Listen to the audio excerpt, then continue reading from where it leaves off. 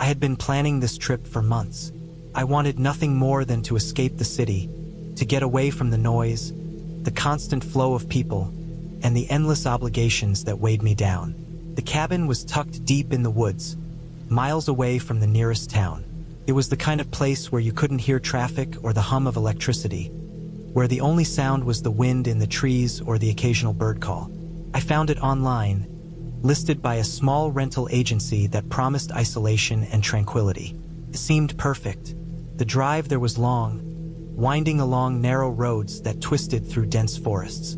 I remember the way the sunlight filtered through the trees, the way the shadows shifted as the car moved. The GPS signal faded the closer I got, which only added to the sense of remoteness. By the time I turned off the last paved road and onto the dirt path leading to the cabin, I had already started feeling a strange sense of unease. Not fear, exactly, but a weight in the air, like the woods themselves were holding their breath. When I arrived, the cabin looked even smaller and more isolated than the photos had suggested. It was made of dark, weathered wood, with a steep roof and a small porch that creaked under my weight as I stepped onto it. The windows were grimy, streaked with dust and the remnants of rain, and the door had a thick metal latch that required some effort to open. Inside, the air was musty, tinged with the scent of old wood and damp fabric. The cabin had a single large room that served as both living area and kitchen, with a small loft above that held a bed and some storage. The furniture was sparse. A table, a few chairs, a small stove, and a sink that was disconnected from running water. It was functional but bare. I set down my bags and took a deep breath, trying to shake off the odd sense of tension that had been building in me since the moment I turned onto the dirt path. The first night passed uneventfully, though I remember lying awake in the loft listening to sounds that seemed magnified in the quiet. The wind rattling the old window frames, branches scraping against the cabin walls, the distant call of some nocturnal animal. I kept telling myself it was nothing, that this was normal for a place this isolated. I had stayed in cabins before. I had hiked in the wilderness many times. Still, there was something about this place that made the darkness feel heavier, more immediate. The following morning, I decided to explore the surrounding area. The cabin was perched on a slight rise, and from the porch, I could see a small creek winding through the trees a few hundred feet below. I walked along the creek, noting the way the water moved over rocks and the occasional fallen tree. The forest was dense, the ground uneven, littered with leaves, twigs, and fallen branches. I was careful with every step, my boots sinking slightly into the soft earth. As I wandered, I noticed that the woods were unnaturally quiet. There were birds, yes, but fewer than I would have expected. The usual forest sounds seemed muted, as though the life there had retreated deeper into the trees to avoid me. I shook off the feeling of being watched, telling myself that I was imagining it, that it was just the isolation playing tricks on my mind. By midday, I returned to the cabin, exhausted from the hike. I prepared a simple lunch on the small stove and settled into the creaky chair by the table. That's when I first noticed it. A faint scraping sound coming from outside, like something dragging along the cabin walls. It was intermittent, not constant, and seemed to move around the cabin perimeter. I froze, listening. The sound stopped, and I told myself it was probably a branch brushing against the wood in the wind. But a small knot of unease had formed in my stomach. I checked the windows. They were all closed and latched. There was no wind strong enough to move the branches that closely. I tried to brush it off and return to my meal, but I couldn't shake the sense that I was not entirely alone. That afternoon, I decided to take a longer hike, heading deeper into the forest. The trees grew taller and closer together, their branches forming a canopy that blocked most of the sunlight. The path was unmarked, and soon I found myself relying on landmarks to avoid getting lost. I kept an eye on the creek, planning to follow it back to the cabin if necessary. As I moved through the woods, I felt a creeping tension, an awareness of every sound and movement. The forest floor was littered with uneven roots and rocks, and I stumbled more than once. At one point, I thought I saw something move just beyond the trees, a shadow slipping between the trunks, but when I stopped and focused, there was nothing. My heart raced, and I forced myself to take deep breaths, reminding myself it was just a deer or a rabbit, something natural. By late afternoon, I realized I had wandered much farther than I had intended. The forest was denser here, the trees older and closer together, the ground uneven with fallen logs and thick underbrush. I turned to retrace my steps, but the landscape had shifted in ways that made landmarks I had relied on almost unrecognizable. The creek, which had been my guide, was nowhere in sight. I quickened my pace, feeling a growing anxiety. Every snapping twig or rustle of leaves made me flinch, my senses on high alert.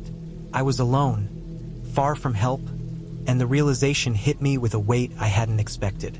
As I moved through the forest, I started to notice something odd. Signs of human presence. At first, it was small things. A flattened patch of ground that looked like it had been used for a fire, discarded scraps of food packaging, faint footprints partially washed out by the wind and rain. My heart sank. I had been careful to avoid places that seemed disturbed, but now I couldn't ignore the signs. Someone else had been here, possibly recently. The thought sent a chill down my spine. I tried to rationalize it. Maybe it was hikers, campers, or hunters. But the deeper I went, the more I realized that if it was just other hikers, they would have likely turned back when they saw me, or I would have heard voices. There was nothing, just the forest and the uneasy feeling that I was being watched. I decided to head back, trying to stay calm, moving quickly but cautiously. That's when I saw it. A man, standing perfectly still between two trees, not 20 feet away. He was dressed in dark clothing, a hood over his head, and I couldn't make out his face. My chest tightened. He didn't move, didn't acknowledge me, just stood there. I froze, unsure if he had seen me or not. Every instinct screamed at me to turn and run, but I also knew that running blindly in this forest could be just as dangerous. I held my ground, waiting for him to make a move. After what felt like an eternity, he stepped back slowly, disappearing into the shadows of the trees. I didn't wait to see where he went. I ran, stumbling over roots and rocks, branches slapping my face and arms, my heart hammering in my chest. I didn't stop until I saw the glint of sunlight through the trees, a familiar part of the path leading back toward the cabin. I reached the cabin as the sun was beginning to set, my body exhausted, covered in scratches from branches, my lungs burning from the sprint. I bolted the door, checked every window, and sat on the floor, trying to calm down. I knew that if he wanted to get in, he could, but at least for now I was safe inside. That night, sleep came fitfully. Every sound outside, the wind, the creaking of the cabin, distant animal calls, made me flinch. I stayed awake for hours, listening, waiting. I didn't hear the scraping that had worried me before, but I couldn't shake the feeling of eyes on me, watching from the darkness. The next morning, I made a plan. I packed my belongings quietly, trying not to make any noise that might attract attention. I had no cell signal, no way to call for help, but I had a plan to hike back to the main road, which was several miles away. I left the cabin as quietly as possible, keeping an eye on the forest edges. Every step felt heavy, tense, like I was moving through an invisible web. I kept to the creek when I could, hoping the water would guide me back, but I stayed alert, listening for anything unusual. Hours passed. The hike was grueling. I was dehydrated, hungry, and the constant tension made every step a challenge. At one point, I heard the sound of footsteps behind me. My heart jumped, and I ducked behind a large tree, holding my breath. I stayed still for several minutes. The sound passed, fading into the distance. Whoever or whatever it was, it hadn't noticed me. I continued, moving cautiously, trying to stay aware of my surroundings while conserving energy. Eventually, I reached a ridge that allowed me to see the main road below. Relief washed over me. I scrambled down, careful not to slip on the loose rocks and dirt, and when I reached the road, I collapsed against a tree, exhausted but safe. I could see cars passing by, and after a few minutes, I flagged one down. The driver stopped, and I explained my situation. He gave me water and called the authorities. I told them about the man I had seen and the isolation of the cabin. A ranger was dispatched to check the area, but by the time they arrived, There was no trace of anyone suspicious, just the footprints I had seen and the signs of recent human activity that now made sense. I never returned to that cabin. The experience stayed with me for a long time, an unnerving reminder that isolation can magnify fear, that danger can lurk quietly in familiar places, and that the wilderness, no matter how beautiful, has a way of testing your limits. I eventually found other cabins, other hiking spots, but I was always more cautious, always aware that not every danger is obvious, that sometimes the scariest part is the uncertainty and the knowledge that someone or something could be there just beyond the trees watching. Over time, I processed the fear, the exhaustion, the sheer intensity of being alone in that forest with no one to help me. I learned to respect the woods not just for their beauty, but for the way they demand attention, awareness, and careful preparation. I never felt helpless again, but I also never forgot that sense of being watched, of the quiet menace that existed in the shadows. That cabin, the forest, and the man I never saw again became a permanent part of my memory. A lesson in vigilance, survival, and the fragility of safety when the world narrows down to the sound of your own breath and the crunch of your footsteps on the earth. When I eventually shared the story, people often asked if it had been ghosts or some supernatural presence. I could only shake my head. It had been entirely real, completely human danger, entirely grounded in the reality of isolation and the unpredictability of strangers. And that, I realized, was what made it truly terrifying. The ending was not dramatic or cinematic. I survived because I stayed aware, because I kept moving, because I trusted my instincts, and because I never let fear freeze me into inaction. The man never came near me again, and the forest returned to its quiet normalcy. But the experience left a lasting imprint, a reminder that the wilderness is beautiful, dangerous, and always unpredictable. Even now, years later, when I think of that cabin, I remember the texture of the wood under my fingers, the smell of damp pine and moss, the way the sunlight scattered through the trees, and the almost imperceptible weight of being watched. The fear was real, the danger real, and surviving it was a lesson I carry with me every time I venture into the woods again. I learned that caution, awareness, and respect for isolation can mean the difference between safety and disaster. The woods never felt threatening after that, but they demanded respect, a respect I continue to honor whenever I step into their quiet, shadowed depths.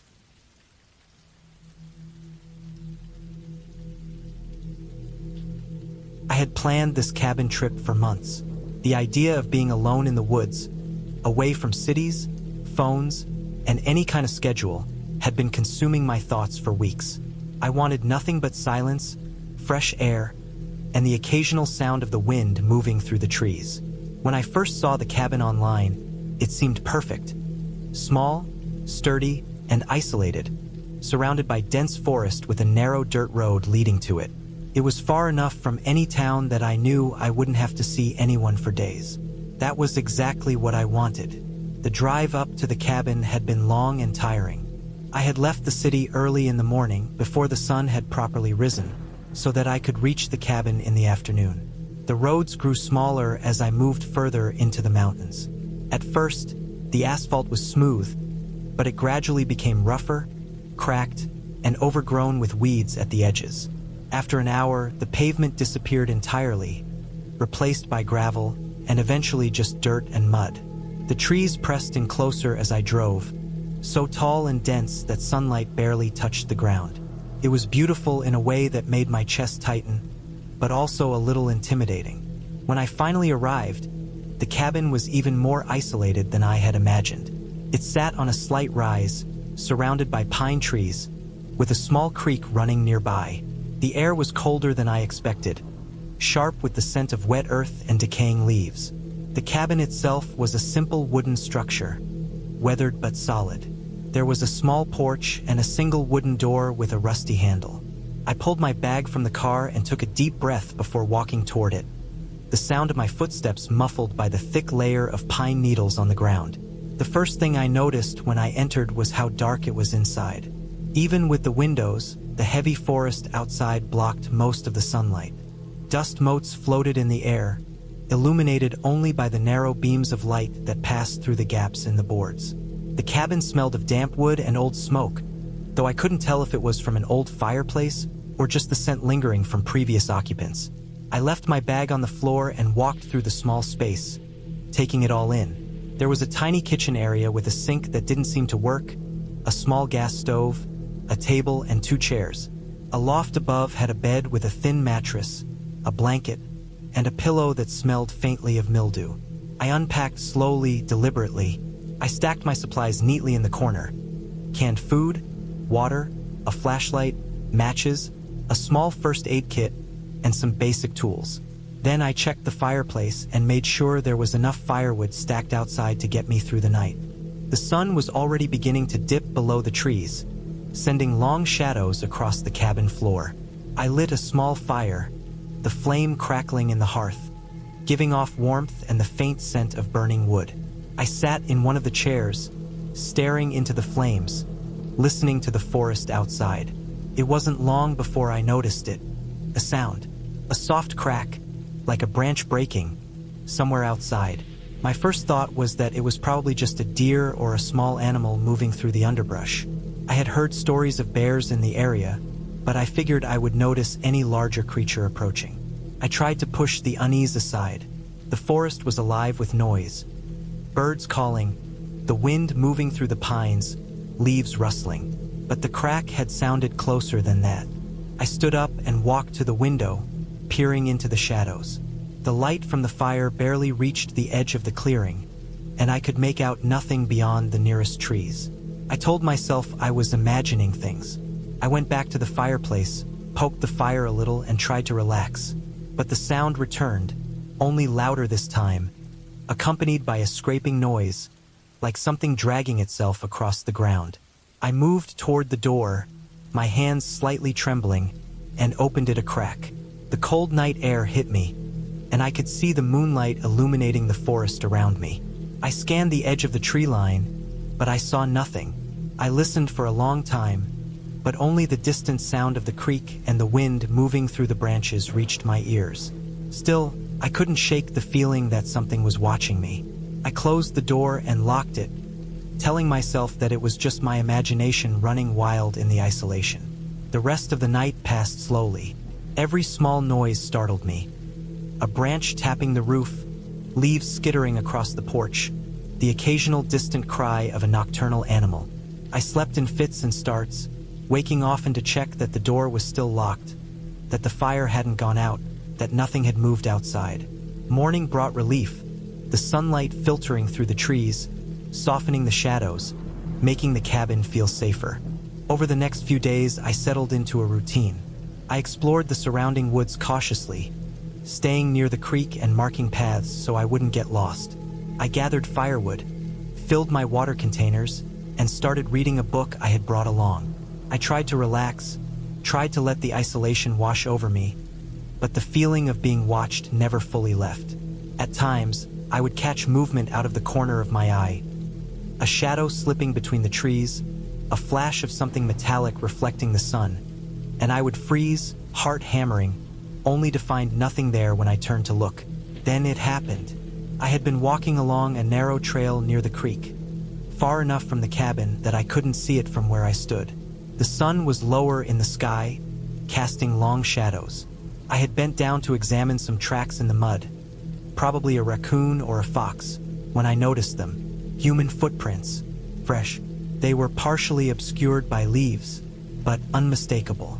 They were much larger than mine, boot prints, and they didn't match anything I had brought with me. My stomach tightened. I scanned the trees, looking for movement, but saw nothing. I returned to the cabin quickly, keeping my eyes and ears open. When I reached the porch, I stopped and looked around carefully. The door was still locked as I had left it, but the area around the cabin was no longer silent. I could hear faint rustling in the underbrush, footsteps crunching softly over leaves and twigs. I didn't see anyone, but the sound was close now, circling the cabin. My first instinct was to hide, but there was nowhere to hide in this small space. The thought of defending myself crossed my mind, but I had nothing besides a small camping knife and a fire poker. I decided to stay inside, moving quietly to the windows, trying to catch a glimpse of whoever or whatever was out there. I could see nothing beyond the trees. The noise continued sporadically, circling, moving closer, then retreating slightly, but always remaining near. The feeling of being watched was overwhelming now. My heart raced, my palms were sweaty, and my mind raced with scenarios I didn't want to think about. I spent the entire night sitting by the fire, listening, watching, waiting for something to happen. The next morning, I realized something terrifying. My food supplies, which I had left neatly stacked, had been moved. A can of beans was knocked over, and a few items were missing.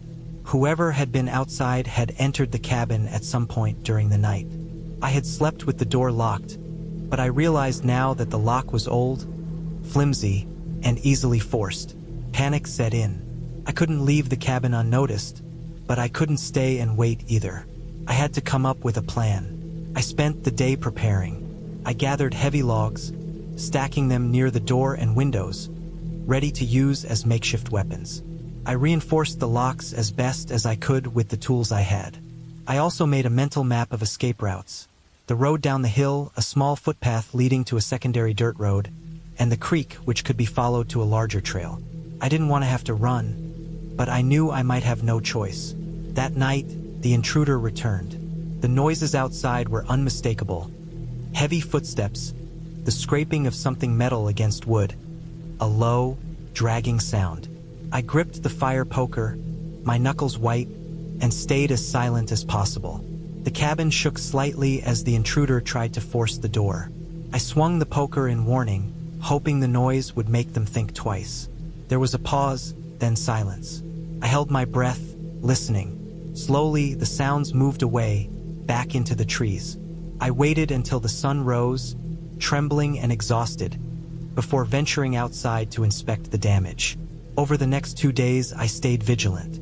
I didn't venture far from the cabin, and I kept a fire burning continuously, both for warmth and for a sense of security. I noticed more footprints around the cabin, larger than mine, sometimes fresh, sometimes older, but always human. I realized I had stumbled into an area where someone was living in the woods, someone familiar with the terrain, someone willing to steal and trespass without hesitation. I made my decision. I packed everything, loaded my car, and left before nightfall. I drove as fast as I could down the dirt road, my eyes scanning the trees on either side, but I didn't see anyone following. By the time I reached the main road, my body was tense, my hands sore from gripping the steering wheel. I didn't stop until I reached the nearest town, and even then, I didn't feel safe. I checked into a small motel, locked all the doors, and slept lightly, terrified of someone following me even here. In the end, I realized how easily isolation can be exploited. I had thought of the forest as peaceful, serene, a place to escape from the world, but the reality was harsher. Solitude makes you vulnerable. It strips away the distractions that usually keep you safe. What I had experienced wasn't supernatural or imagined. It was human, real, dangerous, and unpredictable. The cabin, the forest, the silence, they had been perfect until someone else made them a trap. I never went back to the cabin. The memory of those nights stayed with me for years, a constant reminder of how quickly safety can disappear. I still hike and camp in the wilderness, but never alone, never in complete isolation. I carry a small knife, a whistle, and a plan, and I never forget that the quietest places can hide the most dangerous truths. The world can be calm and beautiful, but it can also be patient and waiting, watching for the moment when you let your guard down.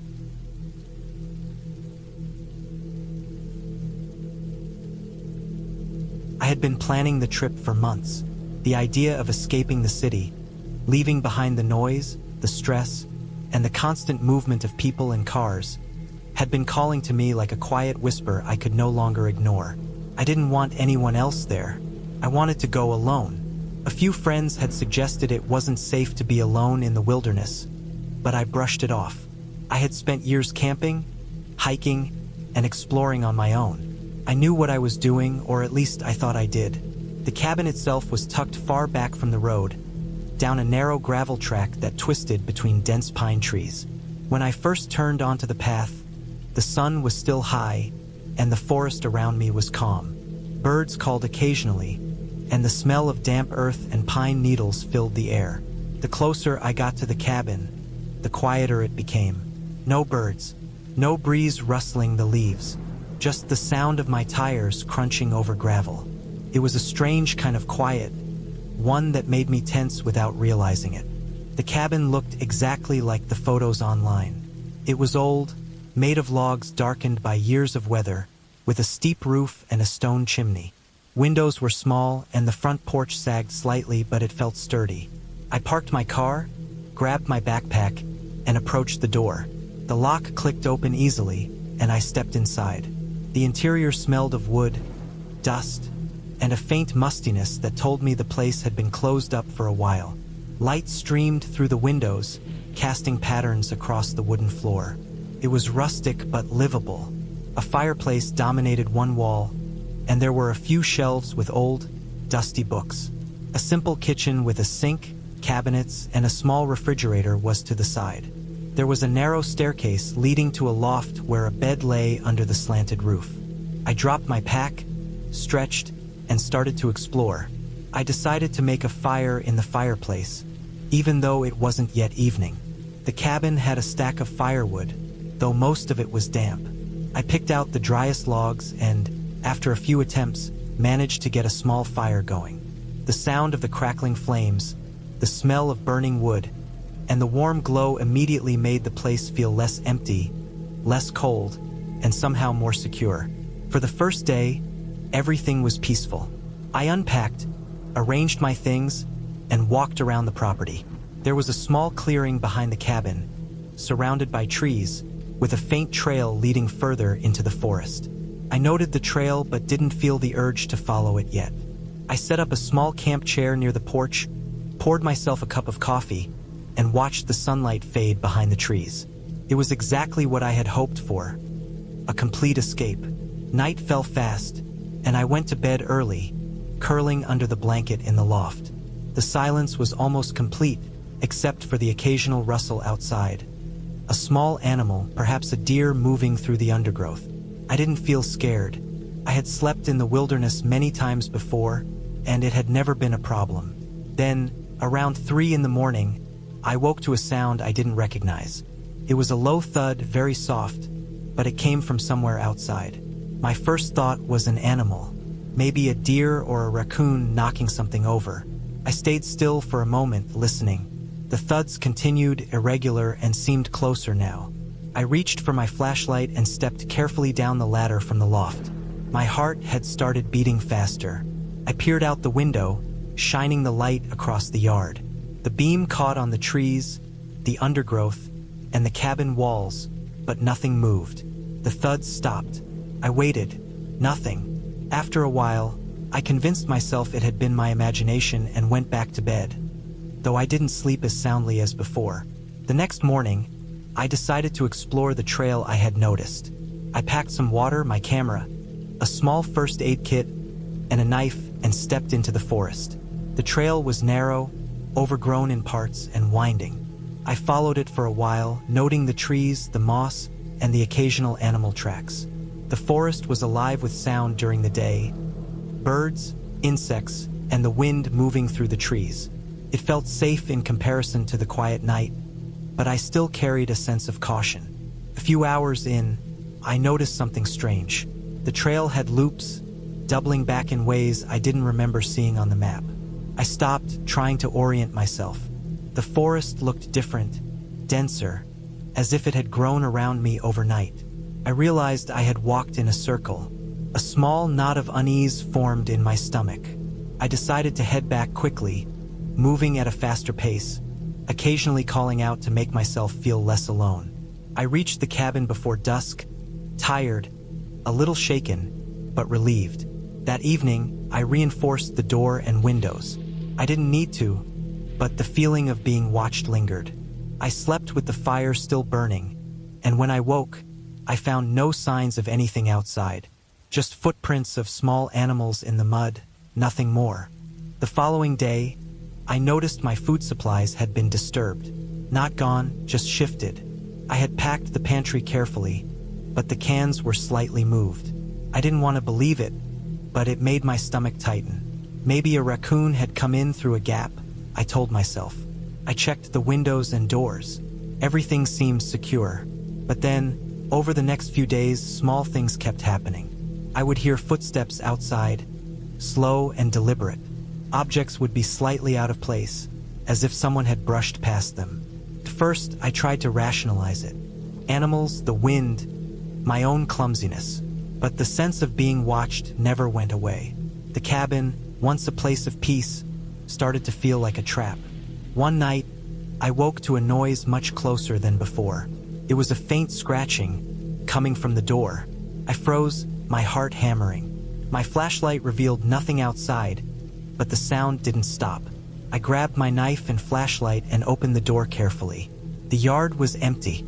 No footprints in the fresh dirt. No shadows. Nothing. The following day, I decided I had to investigate more thoroughly. I packed a bag, leaving behind what I could carry, and followed the trail that led away from the cabin. This time, I was prepared. I marked the path carefully, making notes in my map and using pieces of bright cloth to mark my route.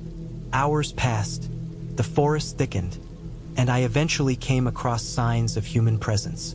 A small camp, abandoned, with remnants of a fire and scattered food wrappers. It looked recent. The realization hit me hard. Someone had been in these woods, close to my cabin, without me knowing. I didn't see anyone at the moment, but the feeling of danger became real. I returned to the cabin with a sense of urgency, securing every entry point, setting traps of noisemakers and markers to alert me if anyone came near. I refused to stay inside at night alone anymore.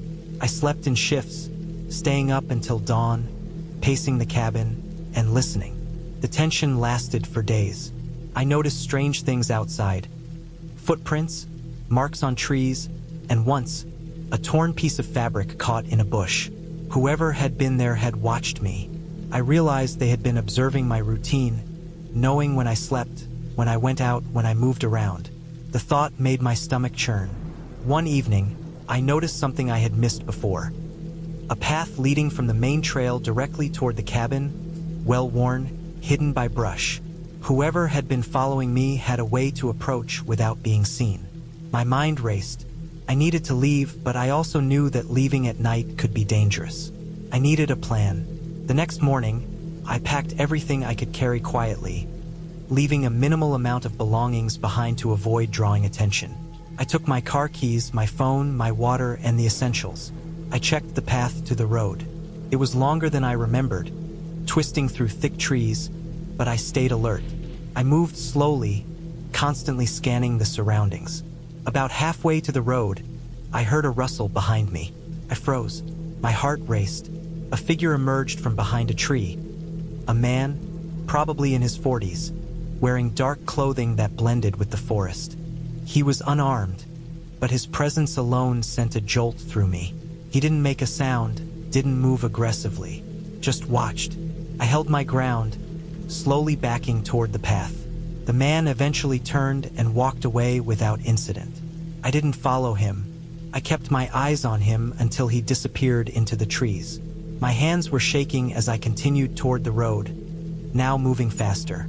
Finally, I emerged onto the gravel path, my car in sight. Relief washed over me. I jumped into the driver's seat, locked the doors, and drove away, never looking back. I didn't return to the cabin. I reported the sightings to the local authorities, explaining the signs of human presence, the disturbances, and the footprints. They investigated but found nothing conclusive. The cabin was empty, but I knew what I had seen and felt. Months later, I still remember the quiet, the feeling of being watched, the isolation. I learned that even in nature, danger doesn't always come from wild animals or weather. Sometimes it comes from other humans, quiet and unnoticed, waiting for the right moment. I now prefer camping in public areas, where the presence of other people makes me feel safe. I still love the forest, still love the quiet, but I never underestimate the vulnerability of being truly alone again. The cabin experience stayed with me, a constant reminder that realism can be scarier than fiction, and that sometimes the simplest things, footsteps in the dark, a movement in the trees, the shifting of objects, can be enough to terrify someone completely. I left that place physically unharmed, but mentally, it changed me. It made me careful, alert, and aware that danger doesn't always announce itself. And for the first time in my life, I realized that solitude, no matter how welcome, can carry risks you can't fully anticipate.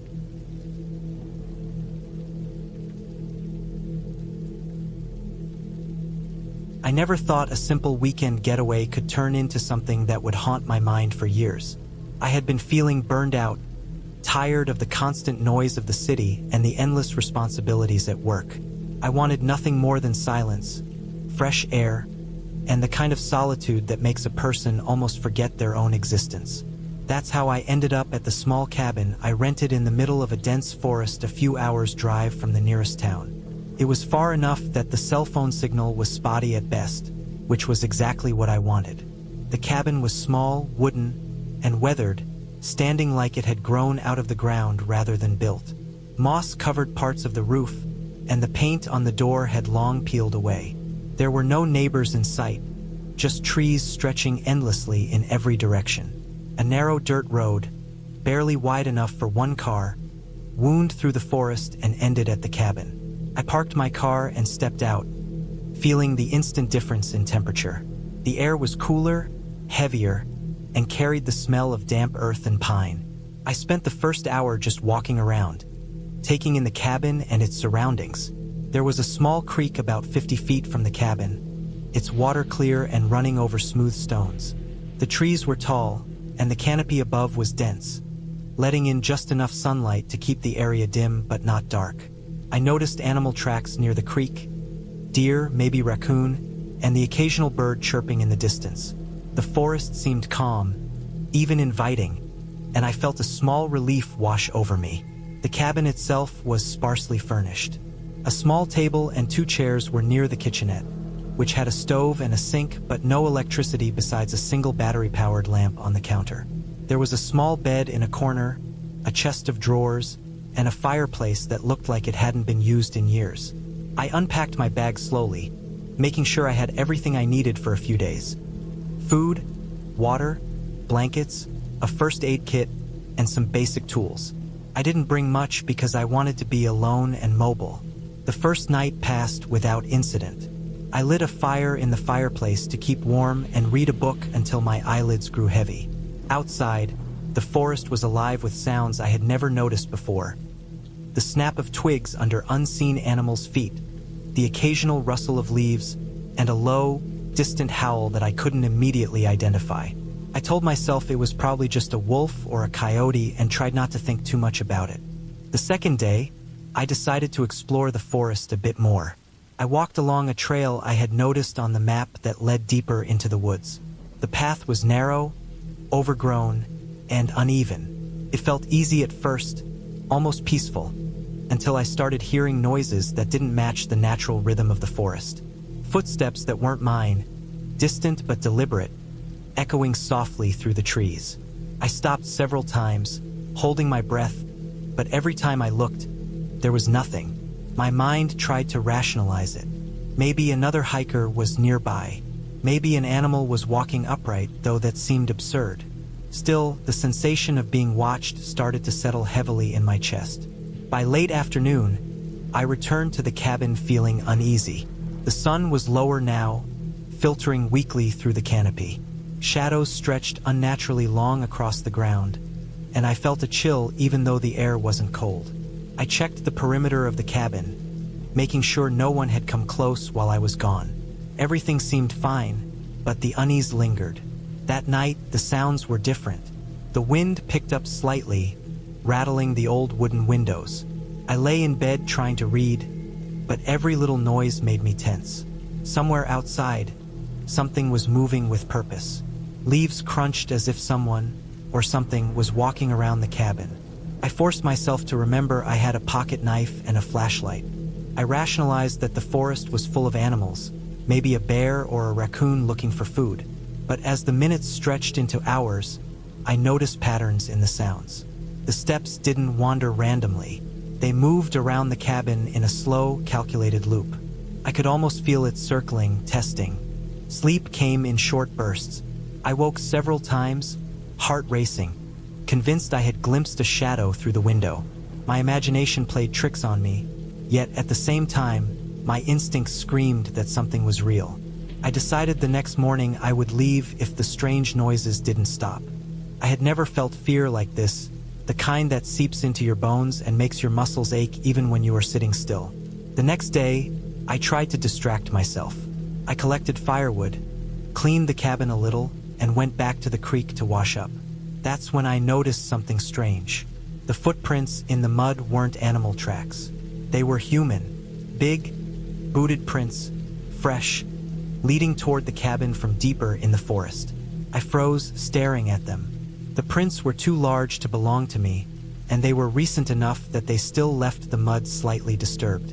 I followed them cautiously back toward the cabin, and they disappeared just as they reached the edge of the structure. A cold sweat ran down my back. Someone had been here very recently and had likely been watching me for hours. My stomach twisted. I considered leaving immediately, but my car was parked out of sight at the far end of the property. The thought of walking through the woods, possibly into someone else's path, was terrifying. I felt trapped. Over the next hours, I stayed inside, keeping all doors and windows locked. I used the lamp for light, checked the perimeter from inside, and kept my pocket knife close. The sounds outside continued. Heavy, deliberate steps, the occasional snap of a branch always circling. I tried not to make a sound myself, moving as quietly as possible, barely breathing. My body ached from tension. I realized I hadn't eaten all day. My stomach growled, but I was too scared to move to the kitchen. The night stretched endlessly. Around midnight, I heard the most distinct sound yet. Something scraping against the side of the cabin. It was slow, deliberate, and unmistakably human. I pressed my back against the wall, trying not to panic. The lamp flickered, and my hands shook violently as I gripped the knife. Time seemed to stretch, each second an eternity. The sound stopped briefly, and then something heavy slammed against the front door.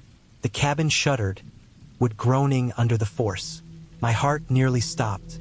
I realized then that staying inside was not safe. I needed to leave before the intruder decided to try the windows or break the door. I waited a few minutes for silence, then grabbed my bag, my knife, and my phone, which barely had signal but was better than nothing. I waited for the next gust of wind to mask my movement, then sprinted toward my car. Branches tore at my clothes, and my shoes slipped in the mud, but I didn't stop. Every sound behind me made my heart pound faster. I reached the car and fumbled with the keys, my hands slick with sweat.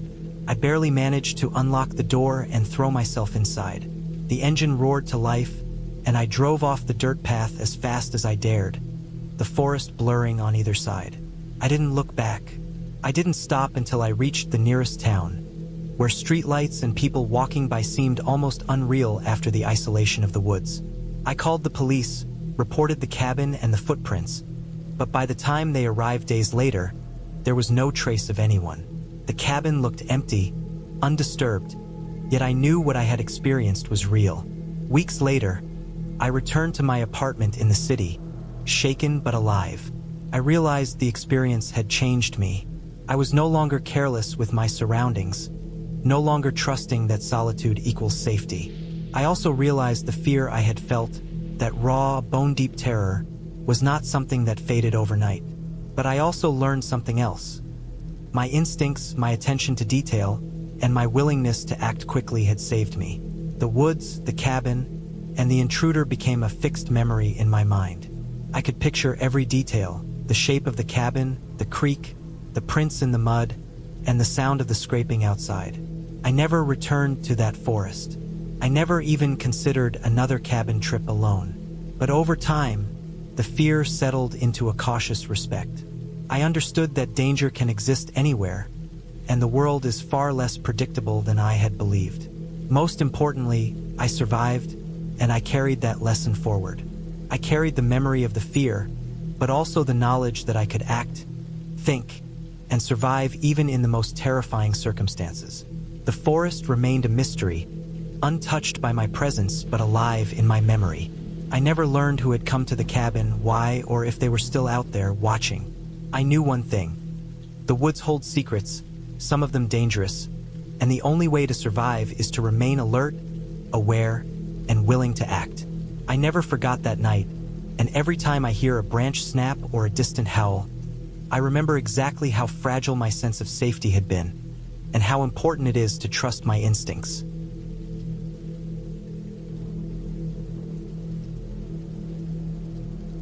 I had planned this cabin trip for months. I was alone, craving silence, away from the endless noise of the city, the traffic, the people, the internet, the phone, the constant buzzing of everything. I wanted it all gone. I found a cabin online, tucked away in the mountains, miles from the nearest town. The pictures made it look perfect. A small, rustic wooden cabin, a creek nearby, surrounded by dense forest. The description promised privacy, quiet, and a true escape. When I arrived, the sun was low, spilling gold over the trees, and at first, it felt exactly like I hoped it would. The cabin was small, maybe 2 rooms, one main area with a fireplace and a small kitchenette, and a loft with a bed. The walls smelled faintly of pine and old wood, clean but worn. The floor creaked softly when I walked. Outside, a narrow dirt path wound down toward the creek, which gurgled quietly as if it had always been there, unchanged. I unloaded my car slowly, taking my time. The mountains around me were steep and thick with trees. The deeper I looked into the woods, the quieter it became. Birds sang here and there, but there was a strange emptiness between their songs. The first night was peaceful. I made a small fire in the fireplace, lit a candle, and cooked dinner. The fire crackled, casting shadows along the wooden walls. Outside, the wind moved the branches, making occasional scratching noises on the roof. I didn't think much of it. After all, I was in the middle of the forest. I went to sleep early, the smell of wood smoke and the sound of the creek lulling me into a calm sleep. I woke in the middle of the night. The cabin was cold, colder than I expected, and the wind outside had grown. I could hear branches tapping against the windows. I told myself it was normal. Trees make noise, wind makes noise. I got out of bed to stoke the fire, and when I looked out the window, the shadows in the trees seemed sharper. The dark was deeper. There was a moment, just a few seconds, when I thought I saw something move in the trees. Something that shouldn't have been there, but I blinked and it was gone. I went back to bed, telling myself I was tired. The next morning, I hiked down to the creek. The forest was quiet except for the water, flowing over stones. I could see small animals' tracks in the mud. Deer, raccoons, maybe a fox. Everything looked normal, but there was a heaviness to the woods I hadn't noticed in the pictures. The trees seemed closer together, the shadows longer. I tried to ignore it, telling myself this was just the wilderness, and I had come to be alone. Later that day, while preparing lunch, I heard a sound outside, footsteps. Slow, careful, deliberate. I froze. The cabin was on a small rise, the driveway dirt and gravel, and the nearest road was miles away. My heart started racing. I grabbed a knife from the kitchen counter, telling myself I was being paranoid, but my body tensed as I moved toward the window. The footsteps stopped. I didn't see anything, nothing moving between the trees. After several minutes, I convinced myself it was an animal, maybe a deer stepping on dry branches. I laughed quietly at myself, but the unease lingered. That night, the wind was worse. It rattled the cabin, shaking the windows. I had started leaving the fireplace burning a little longer, the orange light casting warmth across the room. I went to the loft to sleep, but the creek's noise was louder now, rushing and gurgling in a way that sounded almost unnatural. Then I heard it, a scraping sound on the side of the cabin. Slow, deliberate, as if someone or something was dragging something along the wooden siding. My stomach turned. I stayed in the loft, holding the knife close, eyes fixed on the ceiling, listening. The sound stopped after a few minutes, and I convinced myself the wind had moved some debris. The next day, I decided to hike further into the woods to distract myself. I packed water, snacks, a small first aid kit, and a flashlight. I followed a narrow trail that wound up a steep hill. The forest here was dense, almost suffocating, and every few steps, My boots would snap twigs underfoot. I found a small clearing and sat on a fallen log, taking in the view. The valley below stretched for miles, covered in dense trees. I felt a strange sense of relief, thinking the isolation here was beautiful. As I turned to head back, I realized I had taken a wrong turn somewhere. The path I had followed seemed to vanish, leaving only dense trees, uneven ground, and thick undergrowth. I backtracked, but it all looked the same. Every tree, every branch, every shadow.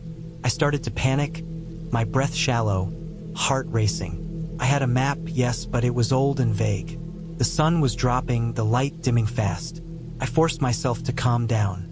I retraced my steps carefully, counting tree trunks and landmarks. When I finally broke through the trees to a small open area, my relief was short-lived. In the dirt, I saw fresh footprints.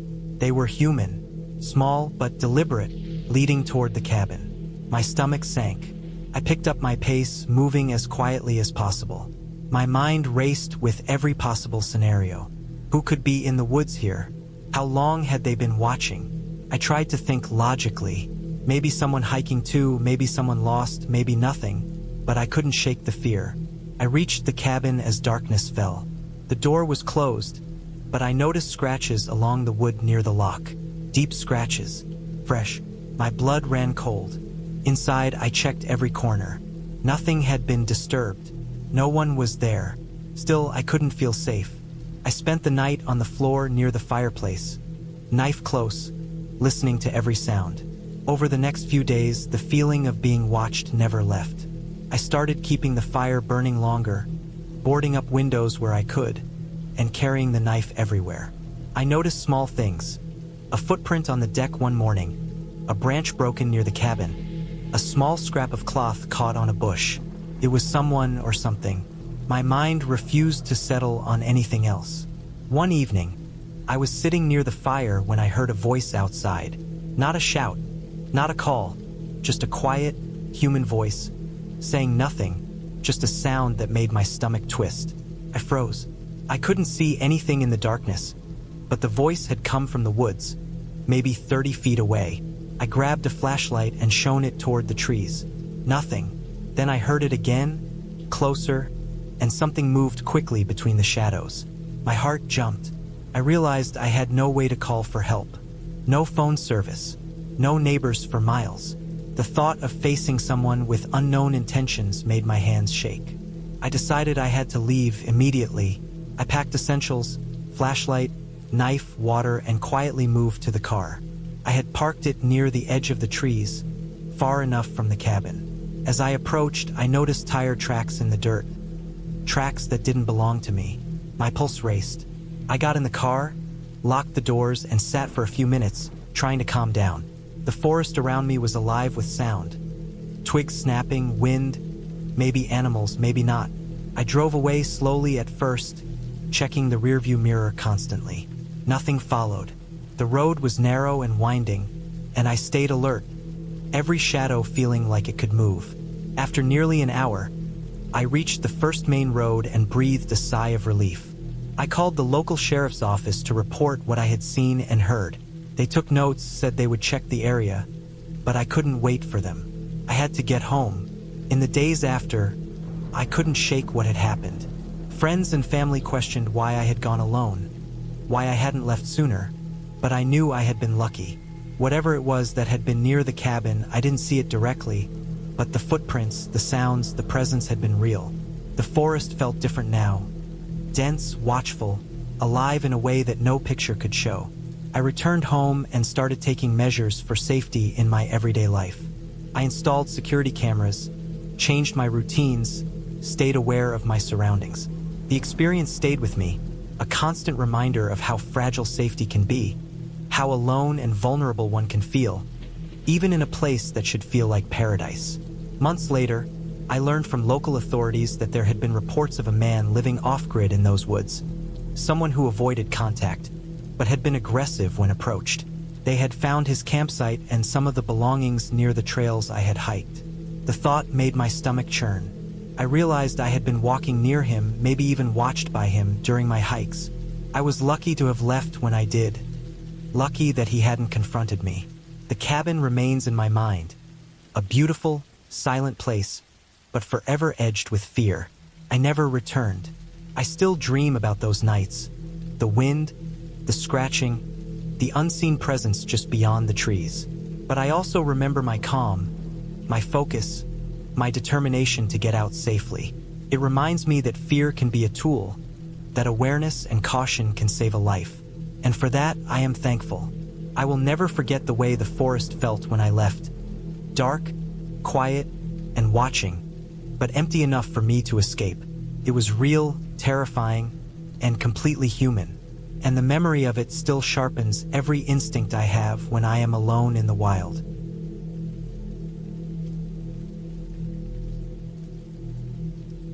I had been looking forward to this trip for months. After a year of constant work and stress, I decided to get away from everything, go somewhere remote, and just breathe. I found a cabin online, far up in the northern forests, secluded and surrounded by hundreds of acres of untouched wilderness. It was exactly what I needed. The cabin itself was small but sturdy, built from rough timber, with a stone chimney and a single dirt road leading up to it. The images made it look serene, almost peaceful, and I imagined myself sitting by the fireplace, reading and letting the world slip away. The drive up was long, winding through narrow roads that twisted between dense trees and occasional clearings where deer grazed.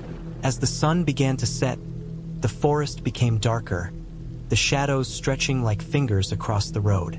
By the time I reached the turnoff to the cabin, it was nearly night. My car's headlights cut narrow beams through the trees, revealing the dirt path ahead, rutted with deep grooves and slick with recent rain. The isolation hit me immediately. There was no cell signal, no neighbors, nothing but the hum of the engine and the occasional rustle of leaves. The cabin itself was exactly like the pictures, but in person, it seemed even more remote. The wooden walls creaked under the wind, and the surrounding forest felt endless. I unpacked my car and carried my bags inside. The cabin smelled of old wood and faint smoke, as though it had been uninhabited for a while but not entirely abandoned. I dropped my things and explored. The interior was simple. A small living area with a stone fireplace, a kitchen with basic appliances, a bathroom, and a bedroom with a single bed. There were a few supplies left by the owner, a stack of firewood, a box of matches, and a lantern. I was careful to check everything, making sure the place was safe. Night came quickly. I lit the fireplace, enjoying the warmth and the soft crackle of the fire. Outside, the forest was alive with sound. Birds calling in the distance, the occasional rustle of small animals in the underbrush, and the wind moving through the trees. It was a comforting kind of isolation, until the first odd sound reached me. It was faint at first, almost imperceptible over the wind. A scratching, like something dragging across wood or leaves. I froze and listened, thinking it was probably just an animal. After a while, it stopped, and I shook my head, telling myself I was imagining things.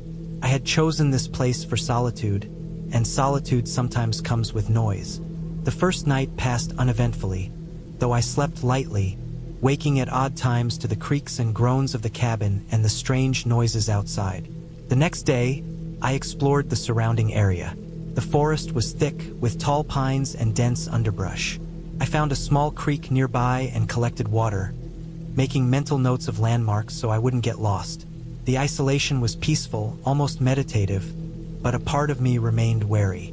Being completely alone in the woods changes a person. Every noise, every movement in the corner of your eye feels like a threat. I tried to dismiss it, telling myself that the forest was home to countless creatures, and most were harmless. On the second night, the noises grew louder. It started as faint footsteps outside, slow and deliberate, circling the cabin. I sat by the fire, heart pounding, straining to hear over the crackle of the flames. Then I heard it, a low, dragging sound, like someone had a heavy bag and was moving it across the ground. It went on for hours, sometimes stopping, sometimes resuming, always outside. I checked the locks on the doors and windows, made sure everything was secure. The cabin was old but solid. Whoever or whatever was out there couldn't get in easily. Sleep was impossible. I stayed awake by the fire, watching the shadows stretch and shrink with the flickering flames. Every few minutes, I would catch a movement outside, a shape between the trees that vanished when I blinked. I didn't call anyone. I couldn't. There was no signal, and yelling into the forest would accomplish nothing. The night stretched endlessly, and by morning I was exhausted, my nerves frayed to the point of raw edge. I decided to explore further during the day, hoping that daylight would restore some sense of safety. I followed the creek upstream, keeping a careful eye on the surroundings. The forest seemed normal, full of birds and small animals, but the feeling of being watched never left me. Every snapping twig or rustling leaf made my pulse quicken. I found a small clearing that looked like it might have been a campsite at some point, old fire rings and flattened grass marking its use. I took a mental note. Perhaps if I needed to, I could move there for safety. That night, the activity escalated. The sounds began earlier, just after sunset. I heard footsteps circling the cabin repeatedly, and the dragging noise returned, this time closer, almost under the windows. I stayed inside, keeping the fire going, and tried to keep calm. I remembered a small axe in the corner of the cabin, left by the owner. I kept it beside me, feeling slightly more secure with it in my hands. Hours passed. I didn't dare look outside, but I could feel movement. The vibrations of steps in the frozen ground, the shift of leaves and branches, the occasional scrape against the wooden walls. Sleep was impossible. I kept thinking of every worst-case scenario. A stranger, someone hiding in the forest waiting to ambush me, or an animal like a bear or wolf testing the structure. The wind picked up, rattling the roof and making the shadows dance. I couldn't tell if the noises were real or my mind playing tricks after 2 nights of barely any rest. By the 3rd day, I knew I had to do something. Staying in the cabin seemed increasingly dangerous. I couldn't stay awake indefinitely, and I couldn't keep pretending the noises weren't real. I packed a small bag with essentials: water, a flashlight, the axe, and some food. I planned to hike back down the dirt road to the nearest main road, about 2 miles away. I left the cabin, keeping to the shadows of the trees, trying to make as little noise as possible. Almost immediately, I noticed signs of someone or something following. Footprints in the mud, broken branches where someone had passed, and the same dragging sound that had haunted me for nights. Panic set in and I picked up my pace. I had never felt fear like this before. Fear that was constant, gnawing, and oppressive. My mind raced with thoughts of attack, hiding, running, or defending myself with the axe. The forest, which had felt peaceful during the day, now felt like a trap. Every tree a potential hiding place for someone waiting to ambush me. I reached the dirt road and tried to stay calm, moving as quickly as I could. The sound behind me stopped, but I didn't dare look back. The road seemed endless, twisting through the dark forest.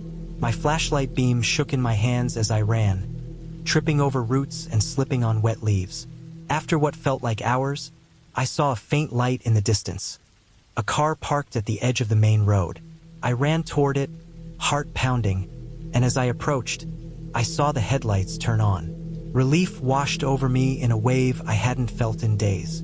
The driver, a local who had been heading home, let me in without question. I explained, in the simplest way I could, that someone or something was following me in the forest, that I had been trapped for days.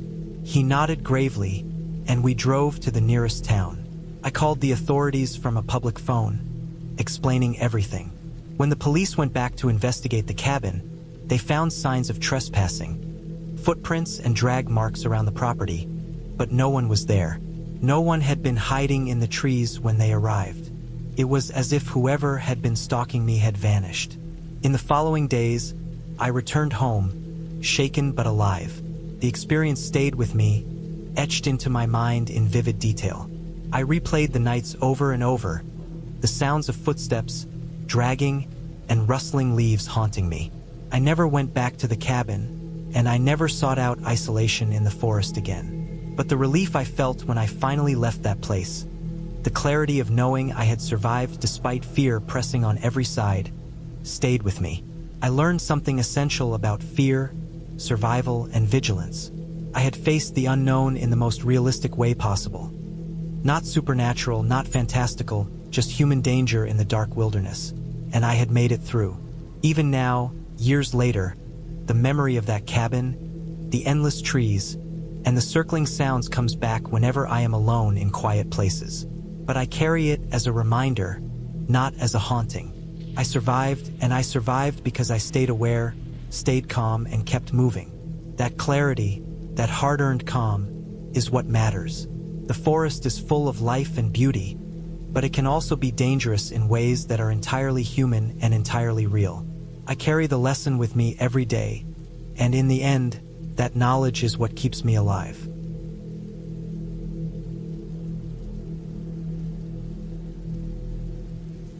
I had been planning this trip for months, carefully selecting a remote cabin far from any town or major road.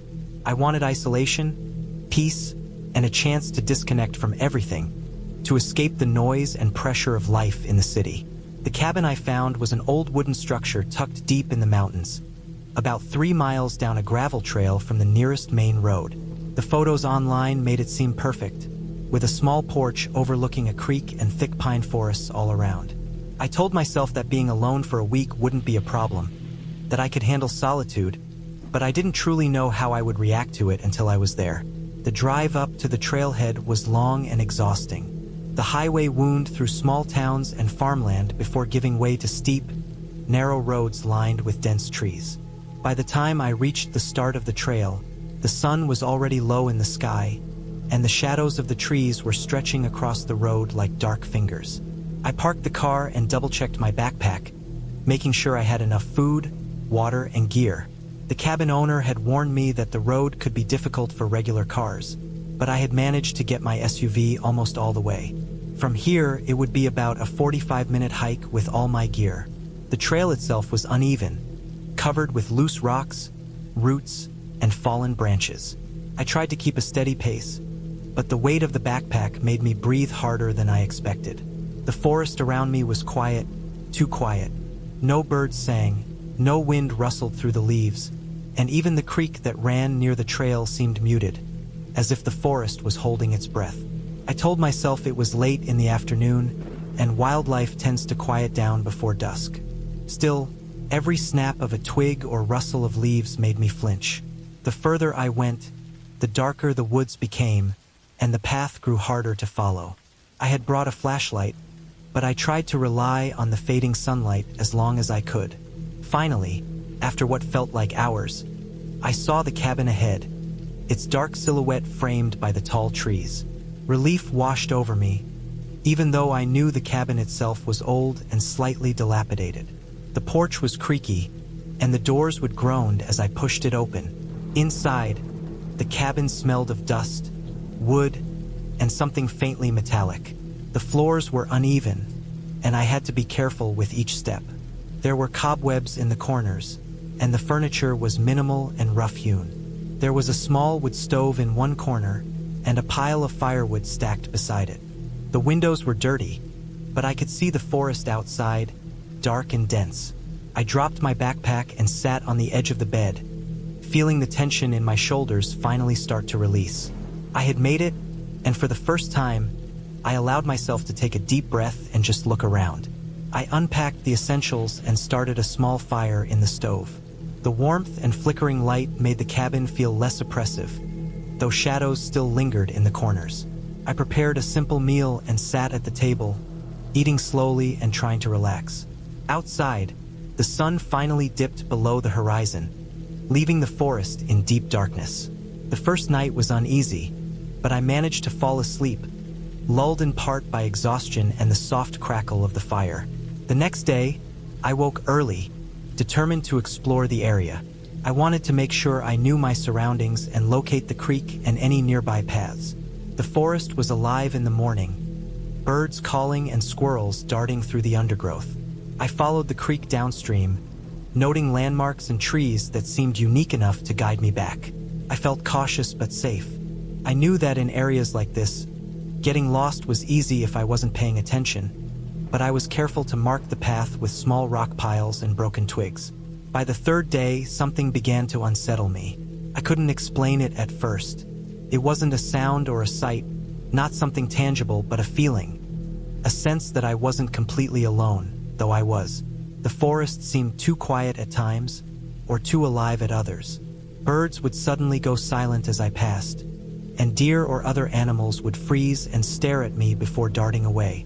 At night, the forest sounded different. I would hear branches breaking, far enough away that I couldn't see what caused it, but close enough that it made me tense. I told myself it was probably bears or other wildlife, and I reminded myself that bears tend to avoid humans. Still, the feeling persisted. I also started noticing small signs that something else was moving through the forest, something human. I would find footprints in the mud near the creek that didn't match my boots. Sometimes I would see pieces of trash or old food wrappers that weren't mine. I tried to rationalize it. Hikers, hunters, maybe even the cabin owner or previous renters. But I hadn't seen anyone for miles, and cell service was non-existent, so there was no easy way to check. On the fourth day, the sense of unease became harder to ignore. I was inside the cabin, tending the fire and preparing a meal, when I heard something on the porch. At first, I thought it was a branch blown by the wind, but then there was a deliberate knock, soft but distinct. I froze. The cabin was isolated. No one could have approached without me seeing them on the trail. My heart raced. I went to the window slowly and peered outside. The forest was still, nothing moved. The porch was empty. I convinced myself it was a branch knocking against the wood in the wind, but the doubt didn't go away. I spent the rest of the day keeping the cabin locked and watching the windows. I made sure the fire was ready in case I needed light, and I double-checked my backpack for the emergency gear I had packed but hoped I wouldn't need. The unease gnawed at me, and I realized that being alone in this remote place wasn't just peaceful isolation. It could also be dangerous if someone with bad intentions was out there. The next night, I barely slept.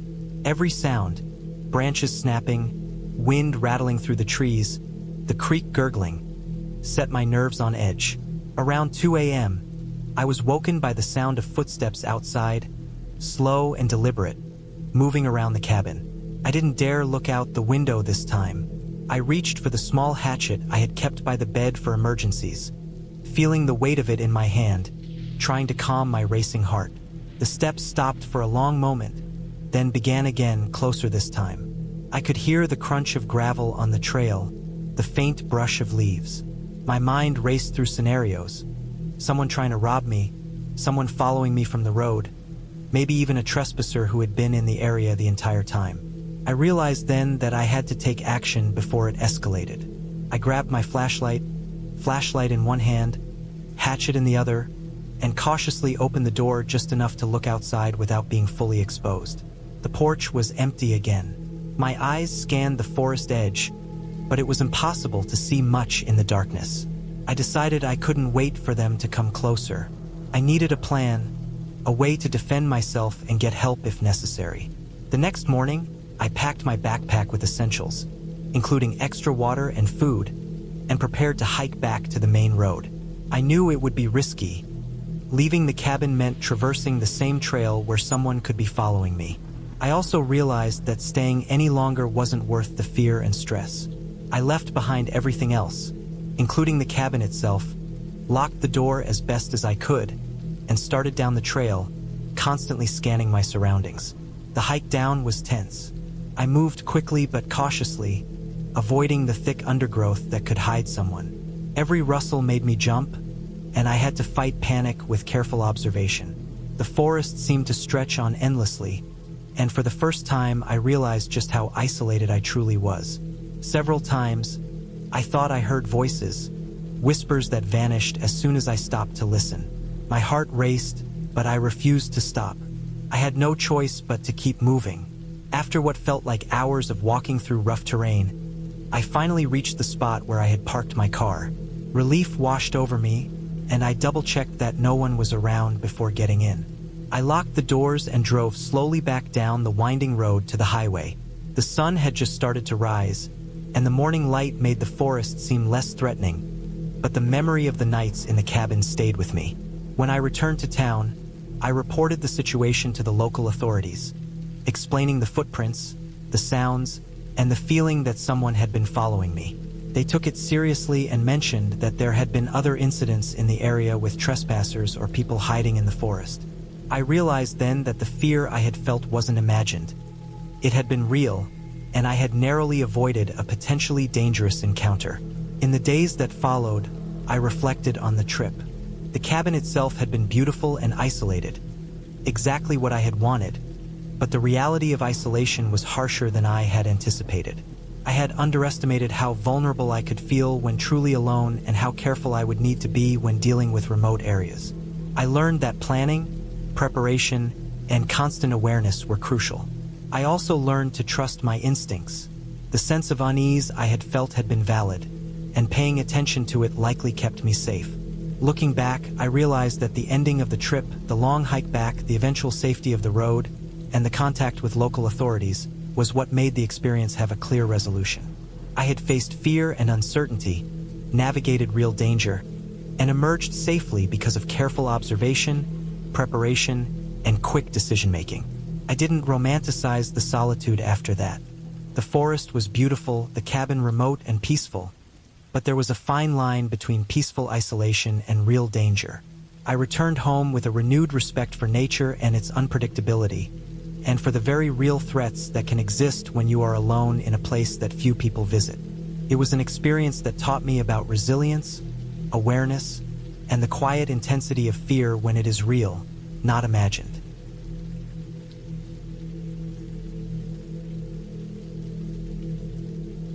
I had been planning this trip for months. I needed to get away from the city, from the noise, from the constant pressure of work and people. My life had become a series of routines I couldn't escape. So when I found a small, isolated cabin online, far up in the mountains, I jumped at the chance. The photos were simple, nothing luxurious, just a wooden cabin tucked among tall pines, with a stream running close by. Promised solitude, fresh air, and space to think. I packed my car carefully. Sleeping bag, canned food, water, a small first aid kit, some books, my flashlight, and a pocket knife. I told no one I was going, though my sister asked once, and I lied that I was just visiting a friend somewhere quiet. She didn't press, and I left early one Friday morning, long before sunrise. The drive up the mountain was long and winding. The asphalt ended halfway, replaced by a dirt road that twisted and climbed through dense forest. The air changed noticeably as I went higher. It became cooler, fresher, heavier with the smell of pine and wet earth. By the time I reached the cabin, the sun was just rising, a pale orange light seeping through the tall trees. The cabin looked even more isolated than the pictures suggested. There was no other building for at least a mile in every direction.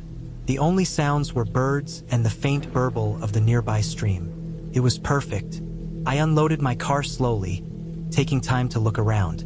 The cabin was small, perhaps 3 rooms, a main living space, a tiny kitchen, and a bedroom loft above.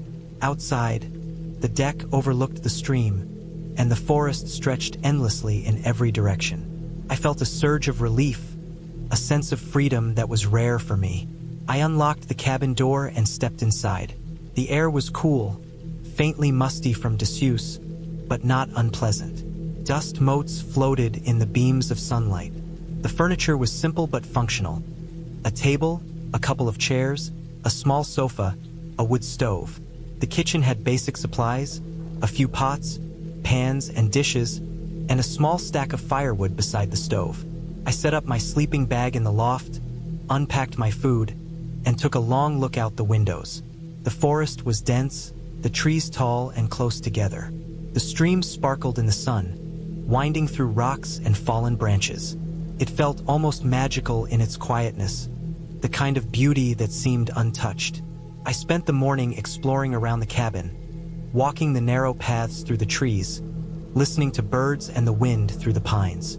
I even followed the stream for a short distance, enjoying the sound of water over stones and small waterfalls. As evening approached, I built a fire in the stove. The crackle and smell of burning wood filled the cabin, comforting and warm. I cooked some beans and rice on a small pan, ate slowly, and then sat by the fire reading. Outside, darkness crept in gradually. Shadows lengthened between the trees, and the forest became a mix of black and gray shapes. I felt a faint unease, a nervous awareness of being alone in a place so remote. I reminded myself it was normal. I had been here before, hiking and camping, and I knew the forest could feel intimidating at night. Night fell fully, and the cabin was silent except for the occasional creak of the wood and the faint gurgle of the stream. I went to bed early, curling up under a thick blanket. Sleep was hard at first, my mind restless. Around 2 in the morning, I woke to a sound. At first, I thought it was the wind, a low moan against the cabin. Then I realized it was something else. A sharp, snapping noise outside, followed by a rustling in the underbrush. My heart beat faster. I stayed still, listening, trying to convince myself it was just an animal. But the sound repeated, moving closer, then farther away. It didn't feel random. It felt deliberate. I stayed in bed, eyes wide, straining to see anything through the loft window. The moonlight was faint, barely enough to show shadows among the trees. Then I heard it again, louder this time, a series of deliberate steps approaching the cabin. I swallowed hard, my throat dry. Whoever or whatever it wasn't moving like a deer or a bear. The steps were too careful, too measured, like someone pacing outside. I considered leaving the cabin, but my car was parked down the narrow path. Maybe a 10-minute walk through the dark.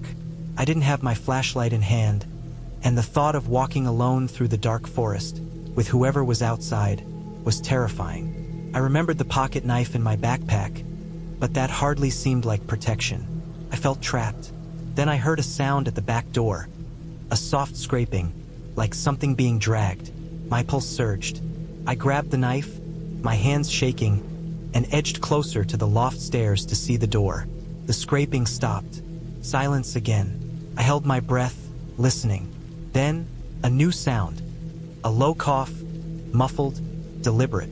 Someone was definitely there. I pressed my back against the loft wall, trying to control my fear, thinking about what to do next. I decided to barricade the cabin door. I grabbed the heavy wooden chair from the kitchen and wedged it under the doorknob. I stacked the firewood against the door as well. My mind raced through options. If they tried to break in, I could escape through the back window or out onto the deck. But the forest outside was dark and unfamiliar. I had no idea if I could make it to the car. The sounds outside continued for what felt like hours.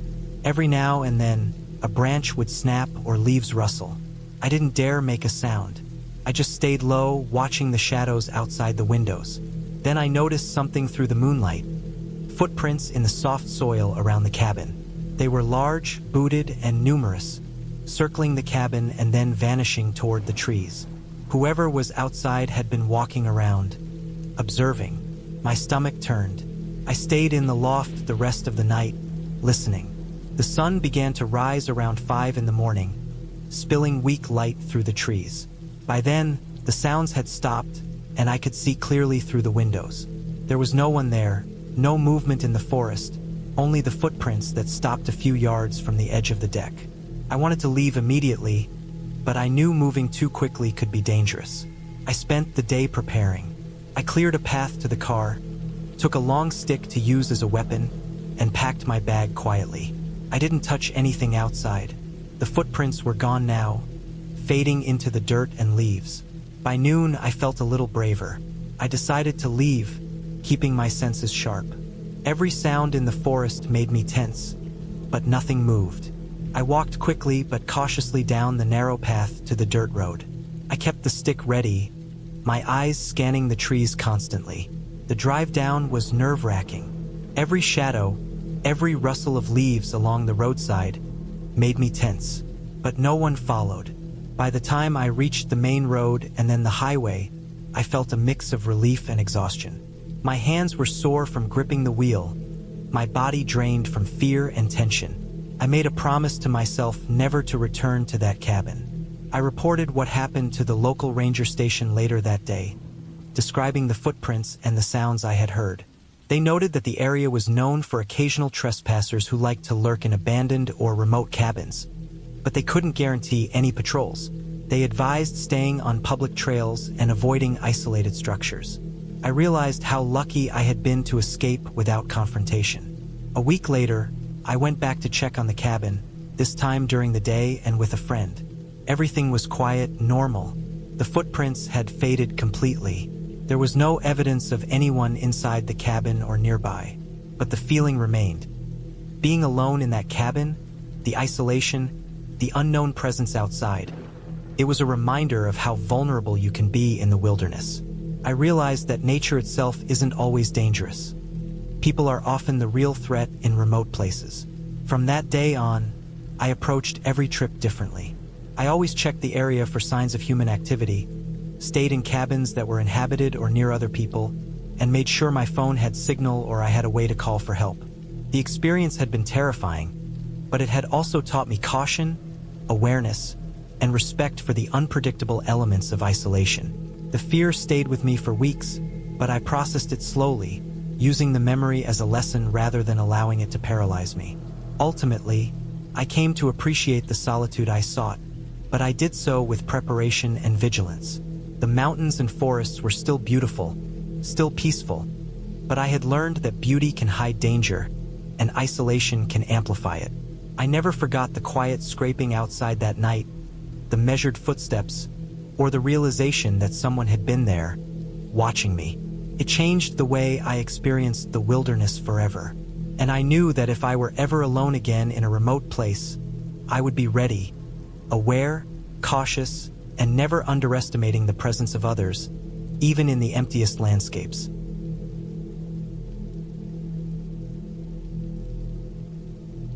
I had been looking forward to the cabin trip for months.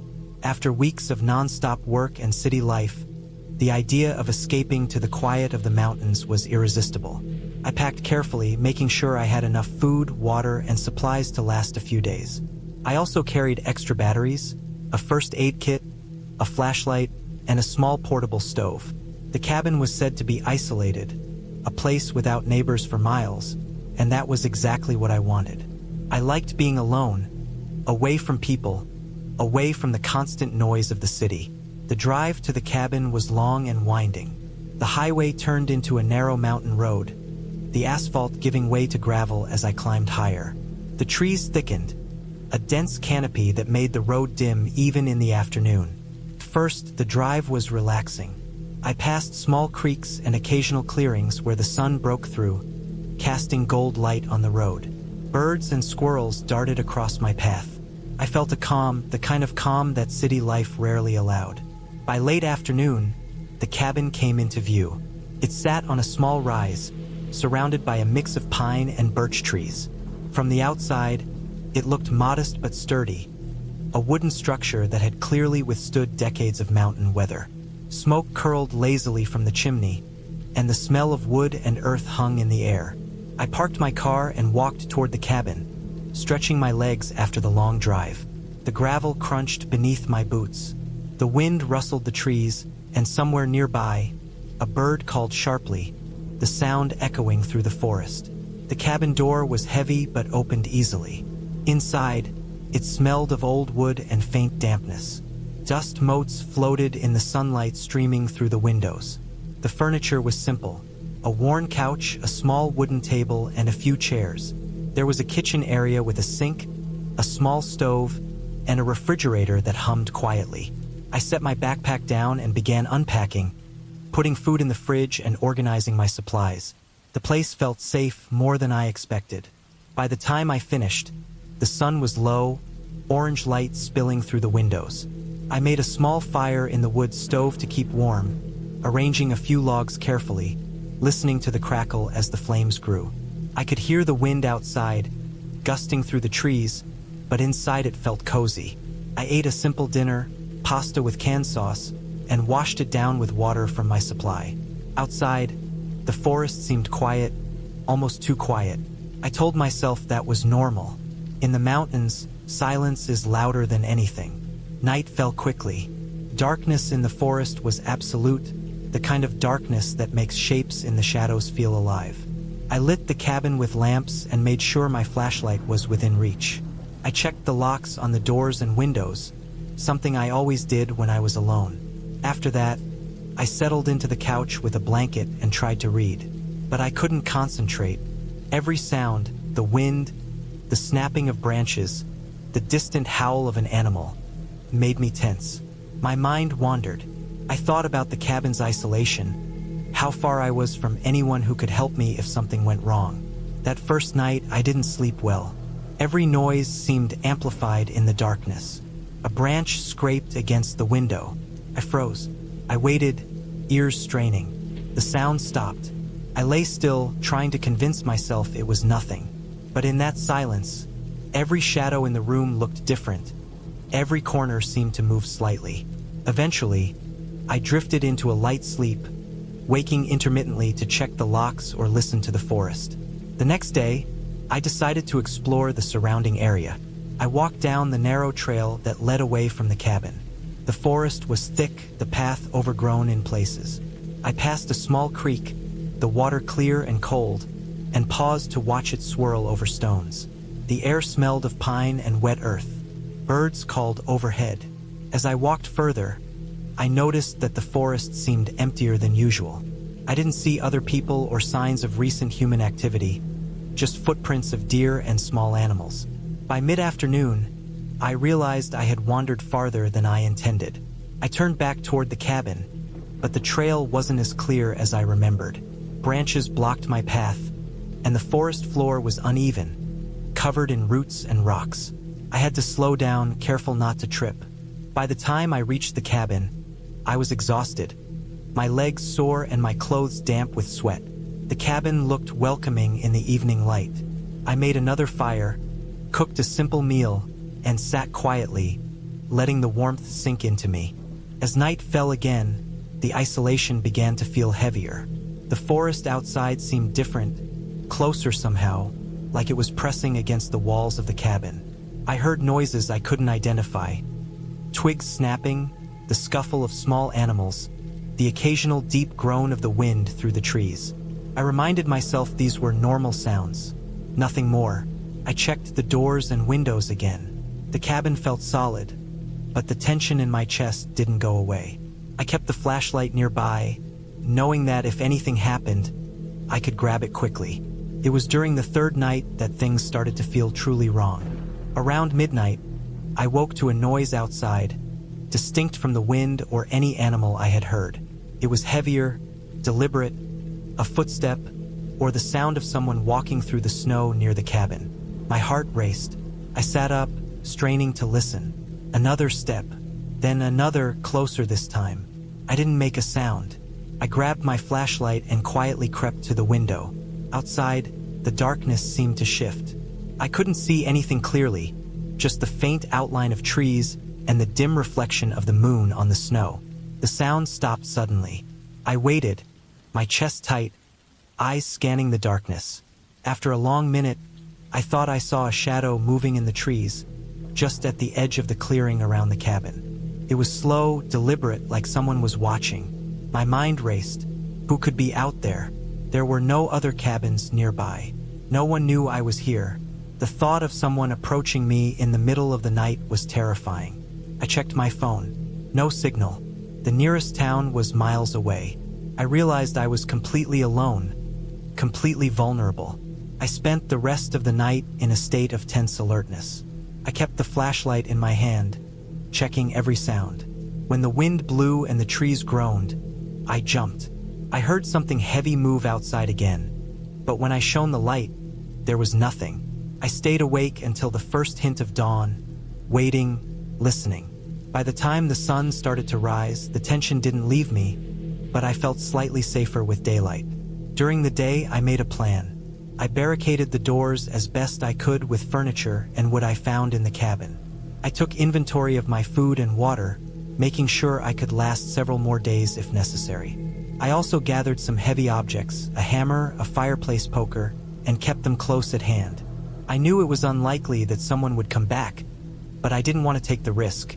The following night was worse. The sounds outside returned, closer and more persistent. Someone was walking around the cabin, circling it, pausing at different points. I didn't leave the cabin, didn't make a sound. I watched the windows constantly, shining the flashlight where I saw movement. I noticed tracks in the snow, large, heavy boots, and they circled the cabin in a pattern. It was deliberate, like someone was trying to intimidate me. Fear settled in, a deep, bone-chilling fear. I stayed inside, barely sleeping, jumping at every noise. The mental strain was exhausting. I tried to calm myself, reminding myself that the person outside could be anyone. A hunter, a hiker, someone lost. But the more I thought about it, the less convincing that seemed. The circling tracks, the timing, it all suggested someone had planned this, someone who knew I was alone. On the third night of this terror, I realized I couldn't wait for them to leave. I needed to get out. I made a plan, carefully noting the best time to leave when the person might be elsewhere or distracted. I packed my essentials: food, water, the flashlight, the hammer, a few clothes. I stayed awake until the middle of the night, listening, waiting for the right moment. When I finally saw a gap in the footsteps outside, I moved quickly but quietly. I left through the back door, keeping low, sticking to the shadows. My heart pounded with every step. I kept my eyes on the forest, scanning for movement. I followed a faint trail downhill that I had seen during the day, hoping it would lead to the road. The snow was slippery, and my legs burned, but I didn't stop. After what felt like hours, I saw the dim glow of a distant road. Relief hit me like a wave. I ran the last stretch, slipping in the snow, falling once but quickly getting back up. When I reached the road, I waved my arms, hoping for a car. After what felt like eternity, headlights appeared. I ran toward them, shouting. The car stopped. A couple inside looked alarmed but quickly understood. I told them I was stranded and needed help. They gave me a ride to the nearest town. In town, I went to the police. I explained the tracks, the circling, everything. They listened and took a report. Later, they discovered that someone had been watching the cabin for days. A local man with a history of harassing hikers and isolated campers. He was arrested, and I learned that he had been planning to rob or worse. The thought made my stomach churn, but at least it was over. After that experience, I stayed with friends and family for weeks before even considering another solo trip. I learned the importance of preparation, vigilance, and trusting instincts. I also realized how easily isolation could turn dangerous, how quickly fear could escalate in the mountains when no one is around. The cabin trip I had looked forward to had turned into a nightmare, but I survived. I left the mountains with a deep respect for their beauty and a newfound caution for their dangers. Eventually, I returned home, exhausted but grateful. I could finally sleep without fear, but the memory of circling footsteps and dark shapes outside the cabin stayed with me for a long time. The mountains remained beautiful in my mind, but I understood that beauty came with risks. I had survived because I stayed calm enough to think, prepared enough to act, and lucky enough that someone finally came to help. And that realization, that survival often comes down to preparation and awareness, stayed with me far longer than the fear itself.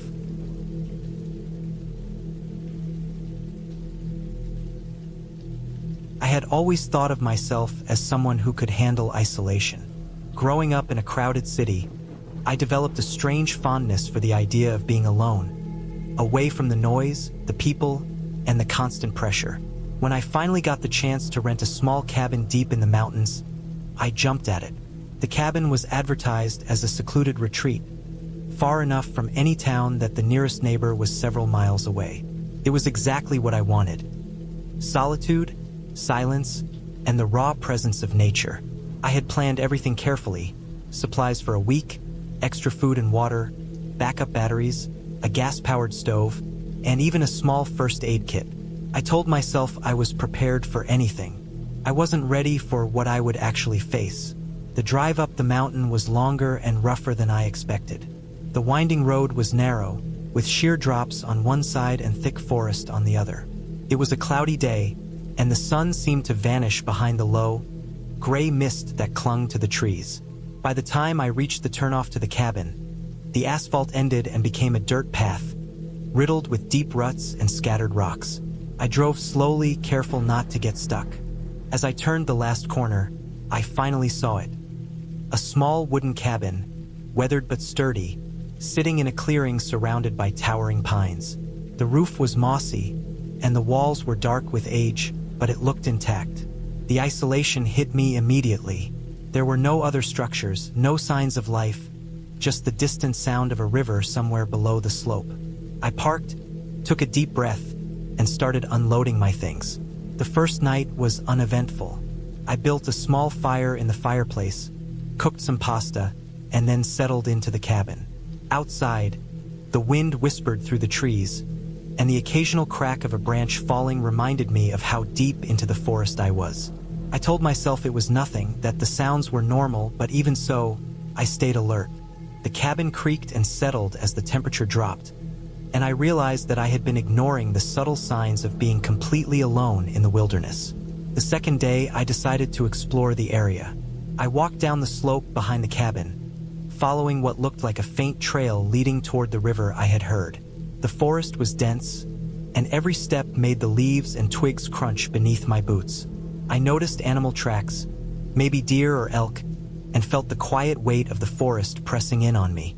By the time I reached the river, the sun was starting to dip, casting long shadows that made the trees look like dark, looming figures.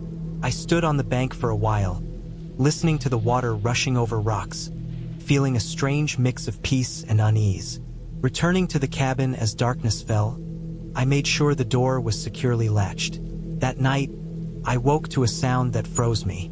It was a faint scraping, like something metal dragging across wood, coming from the side of the cabin. My heart pounded, and I stayed as still as possible, straining to hear more. It stopped after a few seconds. I convinced myself it was a branch falling or maybe an animal brushing against the cabin. I told myself it was nothing, but sleep did not come easily. Every little sound, wind rattling the windows, the creak of the floorboards, set me on edge. I stayed awake until dawn, listening to the forest around me. The following day, I tried to shake off the fear. I checked the perimeter of the cabin, making sure there were no signs of animals or anything unusual. Everything seemed normal, though I noticed something odd near the back of the cabin. The dirt looked disturbed, as if someone, or something, had walked there recently. I couldn't tell for sure, and I hoped I was imagining it. I spent the day chopping wood, cleaning the cabin, and trying to keep my mind occupied. But the feeling of being watched lingered, a subtle pressure in the back of my mind. On the third night, the sound came again, louder this time. Scraping, dragging, coming from the side of the cabin. My first instinct was to ignore it, but I couldn't. I grabbed a flashlight and slowly walked to the door, shining it across the clearing. The beam caught nothing, only shadows stretching and twisting with the firelight inside. The moment I turned back, I saw footprints in the dirt leading from the tree line to the side of the cabin, freshly pressed into the soil. They were too large for a deer, too deliberate to be an accident. My stomach sank. Someone had been here, close to the cabin, and I hadn't heard them approach. I spent the rest of the night sitting by the fire, armed with a large kitchen knife, listening. The wind picked up, howling through the trees, carrying with it a faint, metallic scent that made my stomach churn. I felt trapped, completely alone, and yet not alone. Every crack of a branch, every rustle of leaves outside, made me jump. The next morning, I decided I had to check the surroundings more thoroughly. I took a long walk around the cabin, scanning for anything unusual. That's when I found it. A small, crude shelter in the woods, barely visible behind the trees. It looked like it had been used recently. There were empty cans, scraps of food, and a small blanket. Whoever had been here was not far away, and they had been watching the cabin, waiting. Panic set in, but I forced myself to stay calm. I returned to the cabin and locked every door and window. I stacked chairs against the windows, and for the first time, I realized I might be in serious danger. Over the next 2 days, I hardly left the cabin. I rationed food, made sure my phone was charged, and tried to keep the fire going. The sound came every night now, scraping, dragging, faint footsteps just beyond the trees. I stayed awake as much as possible, afraid of falling asleep and finding someone in the cabin when I woke. I couldn't see them, but I knew they were there. My anxiety grew into a constant, gnawing fear. Every shadow seemed to move, every sound was amplified. On the fifth night, it escalated. I was lying in bed, barely able to breathe, when I heard the front door handle jiggle. Someone was trying to open it. I gripped my knife and waited, my heart pounding. The door stopped moving, and then I heard it. Whispers, low and guttural, coming from outside. I couldn't understand the words, but the tone was clear. They were angry, frustrated, and maybe impatient. I realized that the intruder wasn't just some random trespasser. This person or people knew I was there and they were testing me. I stayed still, holding my breath, hoping they would leave. After what felt like hours, the sound faded. I waited until morning, too afraid to sleep, my body trembling from exhaustion. Morning brought a temporary relief. I knew I had to leave, but the dirt road was too risky. The person outside could be waiting. I needed a plan. I gathered as many supplies as I could carry and decided to hike down the mountain on foot, staying close to the trees and avoiding the road. I packed food, water, my flashlight, and a small first aid kit. I waited until mid-morning, then slipped out a back window, trying to leave no trace. My heart was in my throat, every crack of a twig underfoot making me panic. The hike down was grueling. The slope was steep, and I had to be careful not to twist an ankle or slide down the mud. I kept glancing behind me, but there was no sign of anyone. The forest seemed empty, yet the memory of the shelter and the sounds outside the cabin haunted me with every step. I moved as quickly as I could, using the trees for cover, and finally reached the dirt road. Relief flooded me, but I didn't stop. I continued walking until I found a ranger station. The rangers were skeptical at first, but after hearing my story and seeing the fresh footprints and disturbed dirt near the cabin, they took me seriously. They organized a search and found evidence of the shelter and other items suggesting someone had been living nearby, watching the cabin for weeks. There were no arrests at the time. Whoever had been there had vanished into the forest, leaving only signs of their presence. I returned home, shaken and exhausted. I couldn't sleep for nights, haunted by the feeling of being watched, by the memory of the footprints outside the cabin, and the whispers in the dark. I realized how fragile my sense of safety had been, how unprepared I was for real human danger. Months later, I tried to return to normal life. I joined a local hiking group to rebuild my confidence in the outdoors, taking shorter trips and sticking to well-trafficked trails. The experience at the cabin left a lasting mark. I learned to respect isolation and the potential danger it can bring. But I also learned that planning, awareness, and caution can save your life. The forest itself was not threatening, but another person, hidden and patient, could be far more dangerous. The memory of that cabin, standing alone in the misty mountains, remains vivid. I often think about the shelter, the footprints, and the low whispers outside my window. But I also think about how I survived, how I stayed calm under pressure, and how I eventually made it out safely. The fear never completely goes away, but it taught me something invaluable. Isolation can be beautiful, but it also demands respect, vigilance, and a constant awareness of reality. And for me, that lesson came at the edge of a mountain, in a small, lonely cabin, where the line between solitude and danger became terrifyingly thin.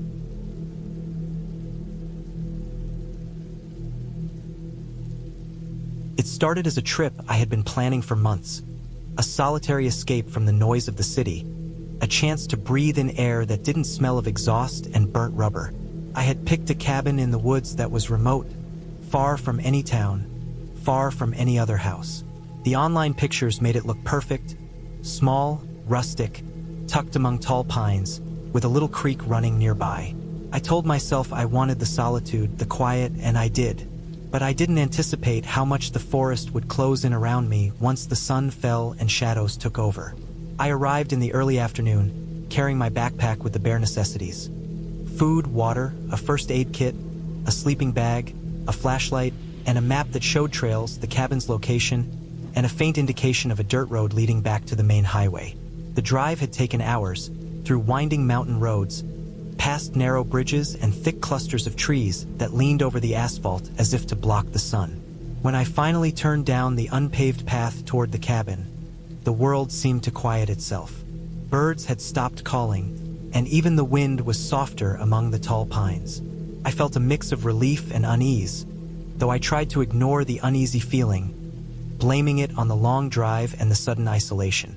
The cabin itself was smaller than I expected. It had a wooden porch, a single front door with a simple lock, and a few windows that reflected the forest outside. Inside, it smelled faintly of wood smoke and damp earth. The furniture was sparse.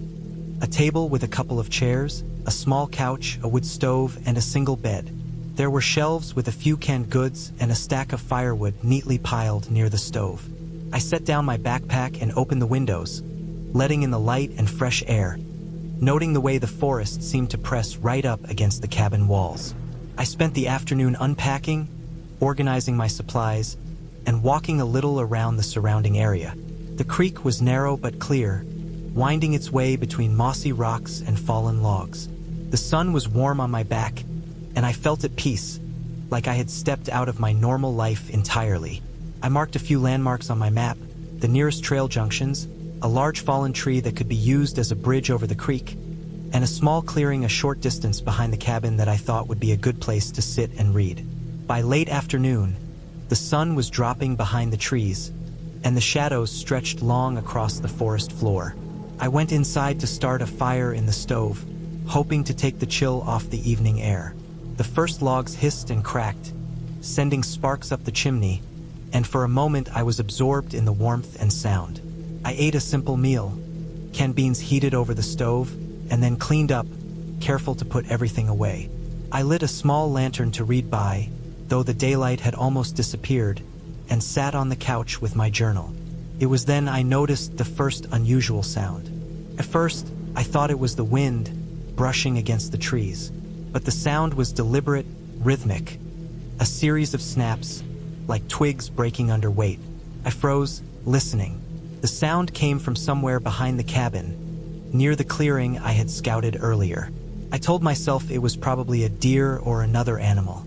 Still, my stomach tightened with unease. I glanced out the window, but the dim light made it impossible to see far. The forest was dense, and even in the fading light, the trees seemed to shift in ways that weren't natural. I tried to ignore it, telling myself I was letting my imagination run wild. But the snapping continued, sometimes closer, sometimes farther away. My sense of peace evaporated. I made sure the door was locked, double-checked the windows, and decided to go to bed earlier than I had planned. The bed was narrow and uncomfortable, but I curled up with my sleeping bag and tried to drown out the forest with my own thoughts. Night came fully, and with it, the noises grew. The snaps turned into crunches, heavy and deliberate, as if someone, or something, was walking through the underbrush. There were rustling sounds, and sometimes a low, dragging noise that made my stomach twist. I sat up, straining to see through the darkness, but the cabin's windows reflected only shadows. I turned on my flashlight and aimed it toward the clearing behind the cabin. First, I saw nothing. Then, a flicker of movement caught my eye, a shadow between the trees. It vanished before I could be sure what it was. Fear settled in my chest like a weight. I felt trapped. The cabin, which had seemed cozy and safe in the afternoon, now felt like a thin barrier between me and the forest outside. I checked my phone, but there was no signal, no way to call for help. Panic started to creep in, slow and suffocating. I reminded myself that I wasn't completely alone. I had the supplies, I had the stove, and I had the door locked. I could survive here until morning. I told myself this over and over, but sleep was impossible. Hours passed in a haze of fear and tension. Every sound made me jump. A branch scraping against the roof made me flinch. A deer crashing through the brush 100 yards away made my heart pound. I kept my flashlight on the table beside the bed, ready to grab it if I had to defend myself. Every time I thought I had calmed down, another noise would pierce the night. I felt like a prisoner in my own cabin. The walls too thin, the forest too alive with unseen eyes. Then, just as I was about to give in to despair, I heard it, a heavy, deliberate step right outside the door. My heart nearly stopped. The sound was different from the random noises in the forest. This was purposeful, deliberate. Someone or something was standing at the door, listening, waiting. I froze, my mind racing. I checked the door. The lock was still secure. I considered opening a window to escape, but the cabin was elevated slightly, with uneven ground outside, and the trees were too thick to give me a clear path. Minutes passed, which felt like hours. The steps retreated slowly, then stopped again. I held my breath, straining to hear, until finally the forest fell silent. I didn't move until the first light of dawn touched the tops of the trees. By then, the fear had burned itself into my muscles and nerves, leaving me exhausted but alert. In the morning, I ventured outside cautiously. The ground near the cabin had been disturbed. Footprints, heavy and large, pressed into the soil. They were human. My stomach turned. Whoever had been there had been watching, waiting, close enough to touch the cabin. I traced the footprints back into the trees, noting the way they meandered and doubled back, as if the person had circled the cabin, looking for a way in. I decided I couldn't stay another night. I packed quickly, leaving most of my supplies behind, and retraced my route toward the dirt road. The forest seemed less threatening in the daylight, though I could still feel the weight of the previous night pressing on me. The footprints continued for a short distance, then disappeared into the thicker part of the woods. I didn't stop to look. I moved as quickly and quietly as I could, heart pounding with every snap of a twig underfoot. By the time I reached the main road, I was drenched in sweat, shaking, and relieved to see the faint outline of passing cars. I waited until one stopped and flagged it down. I didn't explain much, only that I needed to get to the nearest town. The driver didn't ask questions. Once I was safely on a paved road, with cell service and other people around, the sense of danger began to fade, replaced by exhaustion and disbelief at what had happened. Later, I returned to the cabin with authorities, trying to make sense of it. The footprints had vanished. There were no signs of forced entry, nothing stolen, no trace of the person who had been there the night before. It was as if they had watched, waited, and then disappeared without a trace. The cabin, which had seemed inviting and peaceful, had revealed a side of isolation I hadn't anticipated. The way distance from the world can make you vulnerable to forces you can't predict. I didn't return to the cabin after that. I sold it, cutting my losses. I kept the map and a few photos of the surrounding area, reminders of the time I had thought I could find peace in the woods, only to discover that even in the quietest, most remote places, danger can lurk unseen. The experience stayed with me for years, a reminder of how fragile safety can be, and how vigilance is not something you can turn off, even when you're far from the noise and chaos of everyday life. I learned that the forest does not forgive carelessness, and solitude, while beautiful, carries its own risks. Even now, I remember the sound of those deliberate steps outside the cabin door, the way my heart raced as I tried to convince myself I was imagining it. I remember the relief of daylight and the harsh lesson that safety is not guaranteed, no matter how remote or serene a place may seem. It changed the way I approached solitude, the way I prepared for trips, the way I respected the unknown. The cabin was gone, but the memory, and the fear it inspired, remained clear and undeniable, etched into the core of my being.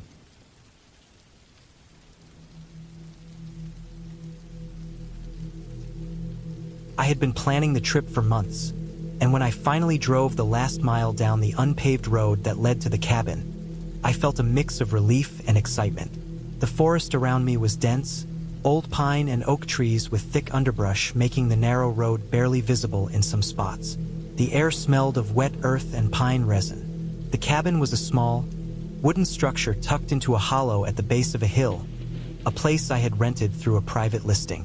I had picked it because it promised solitude, and I wanted to escape the constant noise of the city, to spend a week alone with nothing but a few books, my camera, and my thoughts. The first thing I noticed was how quiet it was.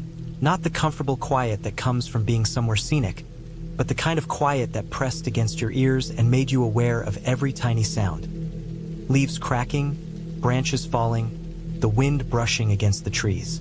I parked my car beside the cabin and stepped out. The air was cold and damp, and the sky was gray with low-hanging clouds, but the isolation made it feel peaceful at first. I unloaded my things slowly, carefully arranging them inside the cabin. The place was small, only one main room with a loft above that could serve as a bedroom. The floor was creaky wood, uneven in places. The windows had a thin layer of grime that filtered the light, casting shadows across the room. The cabin smelled faintly of smoke and dust, but it had an underlying odor I couldn't place, something earthy and a little decayed. After unpacking, I lit the small wood stove in the corner. The cabin came with a stack of firewood that was surprisingly dry, and soon the room was warm. I moved slowly, inspecting everything. The shelves were empty except for a few old cans, the furniture sparse, a table with 2 chairs, a small sofa pushed against the wall. Everything had a utilitarian feel, as if someone had built it just for survival, not comfort. I decided to explore the area outside before night fell. The cabin was on the edge of a clearing, surrounded by forest on all sides. A narrow path led from the cabin up a gentle slope into the woods. I walked it, careful not to disturb the underbrush too much. The forest was thick, and the ground was covered in dead leaves and pine needles, soft underfoot but hiding rocks and roots. I noticed how the trees were older the further I went, some with thick, twisted trunks, their branches interlocking like fingers. The sky was barely visible through the canopy. I didn't see another person. I didn't hear one either, just the occasional rustle of something small moving in the undergrowth, maybe a rabbit or a fox. Birds were quiet, and the deeper I went, the more I felt the silence pressing in. It was a good kind of silence, I told myself, a place to think.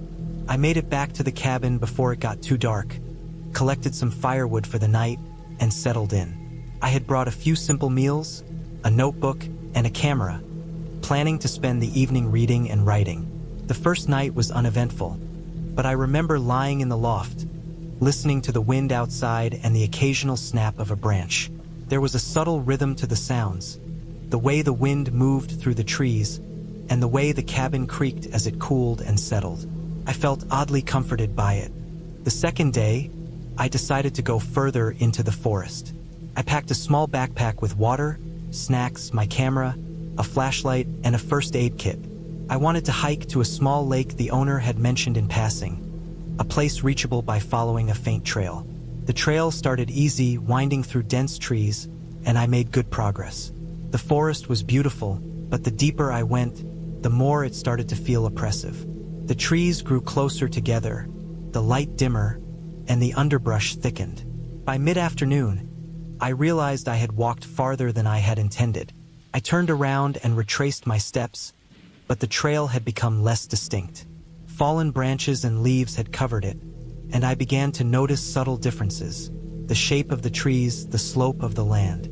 A sinking feeling started in my stomach. I paused, trying to orient myself, but everything looked the same. My heart rate quickened. I decided to keep moving in what I thought was the direction of the cabin. Every few steps, the forest would shift in a way that made me second-guess myself. Shadows lengthened as the sun began to drop behind the hills. Panic rose slowly but steadily. I kept telling myself to stay calm, to observe, to think logically, but the forest was disorienting. There were no landmarks, no sound of running water, nothing to guide me.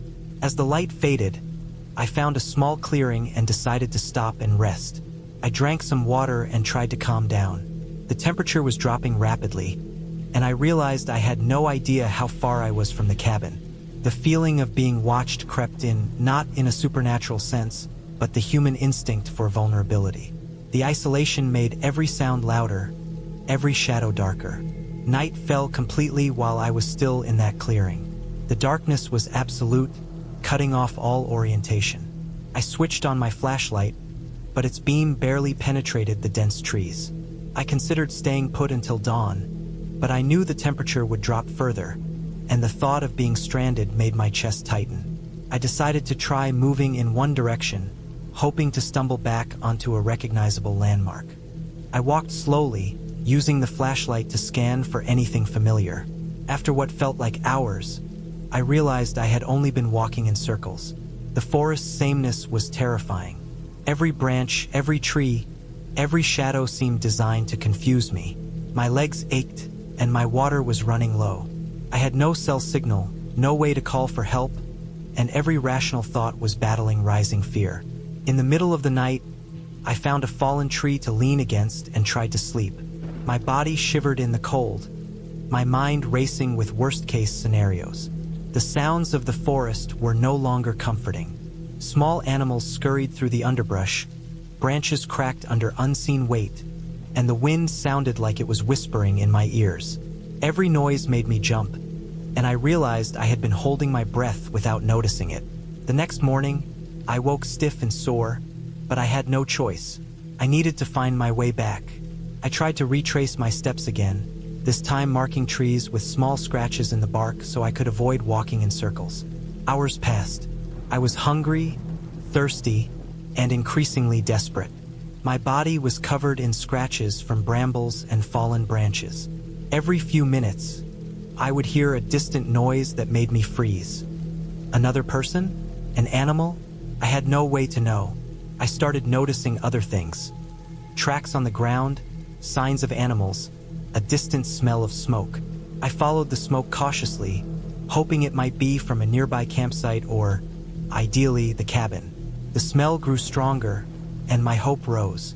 Eventually, I stumbled onto a narrow path I hadn't noticed before. The underbrush had been cleared in spots, and the path had small footprints that were human. I followed it carefully. After what felt like another eternity, I finally saw a familiar tree at the edge of the clearing near the cabin. Relief flooded me in a way I hadn't anticipated. I ran the last few yards and reached the cabin, collapsing on the wooden floor, exhausted and shaking. I felt a strange mix of relief and lingering fear, my body still responding to the stress of being lost. I spent the rest of the day inside, too drained to go outside again. I ate a simple meal, drank water, and tried to calm my mind. I inspected the cabin carefully, locking the door and windows. The isolation that had felt peaceful before now felt dangerous, but I reminded myself I had survived the forest and the night on my own. I was careful, measured, and alert, but I was also grateful to be back in a place where I could control my environment. The following days were uneventful but cautious. I stayed close to the cabin, gathering firewood, cleaning, and taking photos of the surroundings from the safety of the clearing. Each night, I kept the fire going and a flashlight by my side. I realized the forest itself wasn't threatening, but my lack of preparation and underestimation of how quickly the environment could overwhelm me had been dangerous. By the last day of my stay, I felt a mix of pride and exhaustion. I had survived being lost in the forest, faced the fear of total isolation, and returned safely. I packed my things slowly, double-checking that nothing was left behind, and took one last walk around the cabin during the afternoon. The forest, in daylight, seemed almost friendly again, but I remained vigilant. When I finally drove away down the narrow, winding road, I looked back at the cabin one last time. I felt a strange connection to the place and a newfound respect for the wilderness. I knew I had been lucky, that the forest had tested me in ways I hadn't expected, and that my own decisions had nearly cost me dearly. But I had learned and I had survived. The sense of relief was profound, and for the first time, I realized that facing fear directly, in a real and tangible way, had given me a clarity I had never known. I returned home changed. I planned my next trips more carefully with proper maps, a GPS device, and better preparation. I kept a notebook of what had happened, documenting every detail of my time in the cabin and the forest. The experience stayed with me, a reminder of the quiet, relentless power of nature and the fragility of human confidence when removed from civilization. I never forgot that week. The fear I had felt was real, raw, and consuming, but surviving it gave me a clarity and resilience I carried into the rest of my life. The cabin itself remained in my memory, not as a place of terror, but as a place of learning, growth, and ultimately, survival. I knew that no matter how difficult things became in life, I had faced the absolute isolation of the forest and had returned, stronger and wiser than I had been before.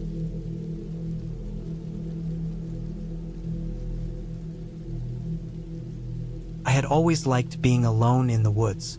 There was a sense of quiet there that I could not find anywhere else. a kind of peace that came from being far away from people, from traffic, from noise. I had grown up in the city, and the sharp edges of buildings and the constant hum of cars made me feel tense most of the time. The woods were different. Even when the wind shook the trees hard enough to make them groan, it was calming in a strange way, like the forest was breathing along with me. That was why I had decided to spend a week in a small cabin I had rented. The cabin was nothing special, just an old wooden structure that had been used by hunters for years. It had running water, a small stove, and a wood-burning fireplace, which was all I really needed. It was located deep in a forest about an hour's drive from the nearest town. I arrived just before sunset. The drive had been long and winding, through narrow dirt roads that sometimes disappeared into mud pits or overgrown areas where trees arched low. When I finally saw the cabin, I felt a mix of relief and excitement. It looked even smaller than I had imagined, but there was something comforting about its simple, square shape. A thin chimney rose above the roof, and smoke curled lazily from it. I parked the car and stepped out, stretching my stiff legs. The air was cool, damp, and smelled strongly of pine and wet earth. The first thing I did was check the cabin. The door creaked loudly as I opened it, revealing a small space with a wooden table, 2 chairs, a bed in the corner, and a few shelves filled with dusty books and old tools. There was a small kitchen area with a sink, a gas stove, and a counter, and a bathroom with a shower. Everything seemed intact, though it smelled faintly of mildew. I opened the windows to air it out and pulled in some firewood from the stacked pile outside. By the time I finished, the sun had disappeared, leaving only a dim orange glow along the horizon. I started a fire in the fireplace, the flames crackling as they licked at the dry wood. I had brought food to cook on the stove, but I found myself sitting in the chair closest to the fire, watching the shadows dance along the walls. The wind picked up outside, rattling the windows, and I noticed how quiet it was. The usual forest sounds were present, an occasional bird, the rustle of small animals. But there was something else, something that felt faintly like a presence. I tried to shake the thought off, telling myself it was just the isolation playing tricks on my mind. As night fell, the cabin grew colder. I added more wood to the fire and decided to explore the area around the cabin. I had a flashlight, but the beam barely penetrated the darkness beyond a few feet. The forest felt different at night, heavier, almost solid. I walked a short distance down a small path behind the cabin, noticing the uneven ground and the roots that threatened to trip me. My heart beat a little faster as I realized just how alone I really was. There was no sound of cars, no human voices, no lights in the distance, just the dark, dense forest. I returned to the cabin and made dinner, trying to keep my mind occupied. As I ate, I heard something outside, a crunching sound, like someone walking over the frozen leaves and branches. My stomach tightened. The cabin was supposed to be isolated. No one should have been out there. I stared out the window into the blackness, the flashlight beam cutting through the darkness in short bursts, but I saw nothing. I told myself it was an animal, maybe a deer or a raccoon, but the sound had been deliberate, like someone stepping carefully. I shrugged it off, telling myself I was being paranoid, and went to bed, making sure the door was locked. I woke several times during the night to odd sounds, the creaking of the cabin settling, the wind outside, but also a faint thumping, soft and irregular. I told myself it was probably the old structure, or maybe branches hitting the roof. But when I opened my eyes around 3 a.m., I could see a shadow moving outside the window. My heart jumped, and I froze. The fire had burned low, casting only a faint glow into the room. I strained my eyes, and the shadow vanished. I lay back down, trying to calm myself, telling myself it had been a trick of the firelight. The next morning, I decided to explore further. I brought a small backpack with water, a first aid kit, and a pocket knife. I knew the area was remote, and I didn't want to take chances. I followed a trail that led deeper into the forest. The trees were tall and dense, their branches intertwining to form a kind of roof overhead. The ground was soft with pine needles, and the air smelled of wet earth and decay. As I walked, I noticed broken branches, disturbed soil, and signs that animals had passed through recently. After a couple of hours, I found an old hunting stand. It was made of wood, high above the ground, and wobbled slightly when I touched it. From there, I could see a larger clearing further into the forest. I decided not to go there yet and returned to the cabin, taking note of the landmarks to avoid getting lost. When I arrived, I felt a little safer with the familiar sight of the cabin, but a sense of unease lingered. The previous night's shadow and the unexplained sounds had left me on edge. That evening, I double-checked the locks and boarded up the windows as best I could. The fire burned brightly, and I tried to focus on reading an old book I had found on the shelves. But my attention kept drifting to the noises outside. Snapping twigs, low rustling, the occasional distant thump. I reminded myself that I was in a forest full of animals, but still, the sounds felt different, purposeful in a way that made my stomach knot. Around midnight, the noise returned. This time it was louder, closer. I heard someone or something walking around the perimeter of the cabin. The crunching was deliberate, slow, almost like someone was circling the building. I gripped the knife I had left on the table and edged toward the window. I could see movement in the shadows, glimpses of dark shapes between the trees. My mind raced. If it was a person, why were they here? What did they want? I thought about calling the police, but my phone had no signal. I was trapped, isolated, and vulnerable. Hours passed like that. I sat near the fire, moving quietly to avoid making noise, listening to every snap, every whisper of the wind. Eventually, the sounds stopped. Exhausted, I tried to sleep again, though my mind was restless. The next morning, I went outside carefully, looking for signs of who or what had been there. I found footprints in the soft ground around the cabin. They were large, irregular, and human-shaped. They didn't follow a straight path, circling the cabin in strange, erratic patterns. My heart sank. Someone had been out there during the night. I spent the next day preparing. I gathered more firewood, reinforced the doors, and even dug a small trench around the cabin to make it harder for anyone to approach unnoticed. I also made a plan. I would stay alert, and if the situation escalated, I would try to make it to the car and drive to safety. I didn't know if that would work, given the remote location, but it was better than nothing. That night, the sounds returned. This time, it was unmistakable. Footsteps around the cabin, low scraping sounds against the walls, and then something heavier, like someone leaning on the door. My heart pounded so hard it felt like it would burst. I grabbed the knife and pressed myself against the far wall, trying to be as quiet as possible. The footsteps moved around the cabin again, lingering near the windows. Time stretched unbearably. Then suddenly silence. The tension in the air was almost suffocating. I didn't move for a long time, just listening. When I finally dared to peek out the window, I saw nothing. The forest was still, almost unnervingly so. I spent the rest of the night awake, watching and waiting, until dawn broke, painting the sky in shades of orange and pink. In the morning, I decided I could not stay any longer. I packed my things quickly, trying to remain calm. I checked the car, which had no damage, and I started the engine. As I drove away, I kept glancing in the rearview mirror, half expecting to see someone following. But the forest remained silent, empty, and indifferent. When I reached the town, I reported what had happened to the local authorities. They listened carefully, taking notes, but when they went to check the cabin, they found no one and no immediate evidence of intrusion other than my disturbed footprints and the traces I had noticed. They told me it could have been a trespasser who had left early, but the experience had been real enough for me. I knew what I had heard. I knew what I had seen. In the weeks that followed, I avoided the forest.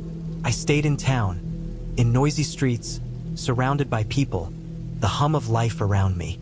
I didn't feel safe again in the woods for a long time. But over time, I realized that my fear had taught me something important. The world can be quiet, calm, and peaceful, but it can also hide danger, and it is always better to respect it, to be alert, and to be prepared. The cabin, the footsteps, the shadowy figures circling the building, all of it remained in my memory, a reminder that isolation can bring clarity, but also vulnerability. Eventually, I returned to the forest, not to that cabin, but to other parts carefully chosen, always aware of my surroundings. I learned to read the signs of animals, the patterns of the wind, and the sounds that were normal versus the ones that were not. And though I never again felt completely safe in the deep woods, I also never again felt that raw, helpless fear I had felt that week. The experience had changed me. It had shown me my own limits, my own resilience, and my ability to survive when alone, when threatened, and when forced to face reality head-on. The cabin had been scary, yes, but it had also been a lesson, and in the end, I had survived. I had left, and I had returned, stronger and wiser, carrying the memory with me. Not as a haunting, but as a clear, undeniable truth about the world, about isolation, and about myself.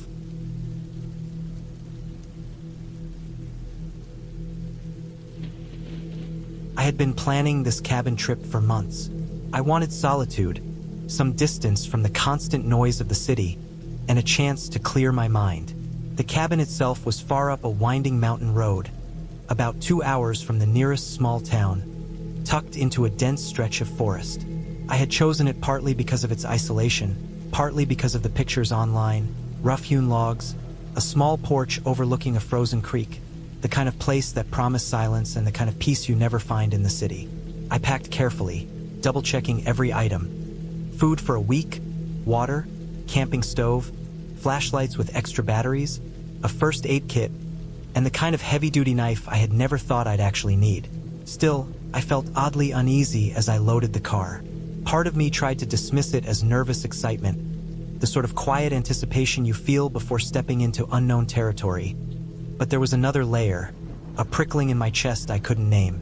The drive itself was uneventful, though the roads were narrow, twisting, and sometimes so steep that I had to drive in first gear just to control the descent. The forest thickened as I climbed, trees growing tall and close, their branches forming a canopy overhead that dimmed the light even in the afternoon. Eventually, the road narrowed into nothing more than a dirt track. It had rained earlier in the week, and the mud clung to my tires, sliding and sucking with every turn. The last quarter mile I had to walk because the car got stuck in a particularly muddy patch, leaving me to carry the heavier bags through a stretch of deep, wet forest. The air was heavy with the scent of pine and wet soil, and it seemed so quiet that every crunch of leaves beneath my boots sounded deafening. When I finally arrived at the cabin, the sense of isolation hit me fully. There were no neighbors, no other buildings, nothing but the trees and the creek that whispered over rocks nearby. The cabin itself looked sturdier up close than it had in the pictures. The logs were thick and weathered, and the roof was covered in a layer of moss that suggested it hadn't been tended in years. The windows were dusty, streaked from rain and dirt, and the small porch sagged slightly under the weight of time. Yet it felt like the kind of place you could survive in if you had to. I set my bags inside, taking note of the furnishings. A single bed, a small wood stove, a worn wooden table with a few chairs, and shelves filled with old, dusty cookbooks.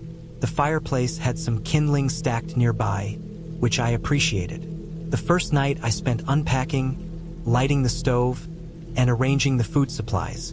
Despite the late hour, I couldn't shake the sensation that I was being watched, even though logically I knew there was no one around. The first full day in the cabin was mostly peaceful. I hiked a little along a trail I had noticed near the creek, took photographs of the forest, and explored the surrounding area. The trees were dense, and the forest floor was thick with underbrush, making it impossible to see more than a few yards in any direction. Wildlife was present but elusive. Birds called and moved through the trees, and I saw signs of deer, tracks in the mud and occasional broken branches where they had passed. But the forest also felt dangerous, alive in a way that was quietly threatening. I noticed claw marks on some of the tree trunks, gouges in the bark that seemed too deep to be from any small animal. I told myself it was probably bears or large raccoons, but I made a mental note to be cautious. The isolation was both exhilarating and terrifying, a paradox I could not shake. That night, I made a fire in the stove, cooked a simple dinner, and sat staring into the flames. The wind outside howled through the trees, making the cabin creak and moan in a way that seemed almost alive. I double-checked the locks on the doors and windows, and I swear I could hear something moving outside the walls. Twigs snapping, leaves rustling. But when I shined my flashlight around, there was nothing. My rational mind told me it was an animal, or perhaps just the wind, but my gut screamed otherwise. Sleep was uneasy, every creak in the cabin sounding louder than it should have, each shadow seeming to twist into forms that weren't really there. The second day was when things started to feel wrong. I woke early, before sunrise, and noticed that the creek water near the cabin had turned slightly murky. It wasn't like the usual brown after rainfall. This was darker, almost black in places. I fetched water from a backup container I had brought with me, not wanting to risk drinking from it. While exploring deeper into the forest, I stumbled upon footprints, large, wide, and heavy, pressed into the soft, muddy ground. They were human-like in shape, but far too large for anyone I knew to have made. I followed them for a short distance, heart hammering in my chest, before deciding it was too risky to keep going. There was no explanation, no logical reason for them to be there. I returned to the cabin quickly, scanning the tree line constantly, half expecting to see someone, or something, watching me. That night, the sense of being watched intensified. I could hear noises outside that didn't match any animal I was familiar with. Heavy footsteps on the soft ground, the snap of larger branches than deer would break, even the occasional thump against the cabin walls. I told myself over and over that it was my imagination, yet every sound made my hands shake as I held the knife I had left on the table. I made the decision to barricade myself in the cabin for the night, dragging furniture against the door and covering the windows with blankets. It was claustrophobic, and the fire barely cast enough light to keep the darkness at bay.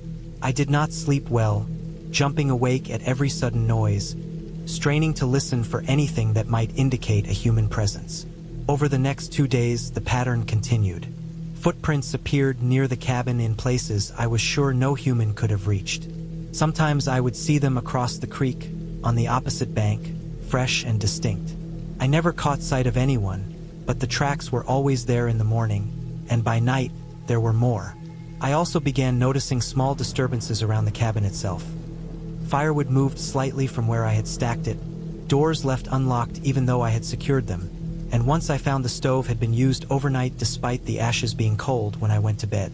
Each discovery ratcheted my fear higher, but I tried to remain logical, telling myself maybe I had moved things without noticing or that wildlife was cleverer than I had given it credit for. Still, I could not shake the feeling that someone was nearby, watching, waiting. By the 4th day, exhaustion and fear had taken their toll.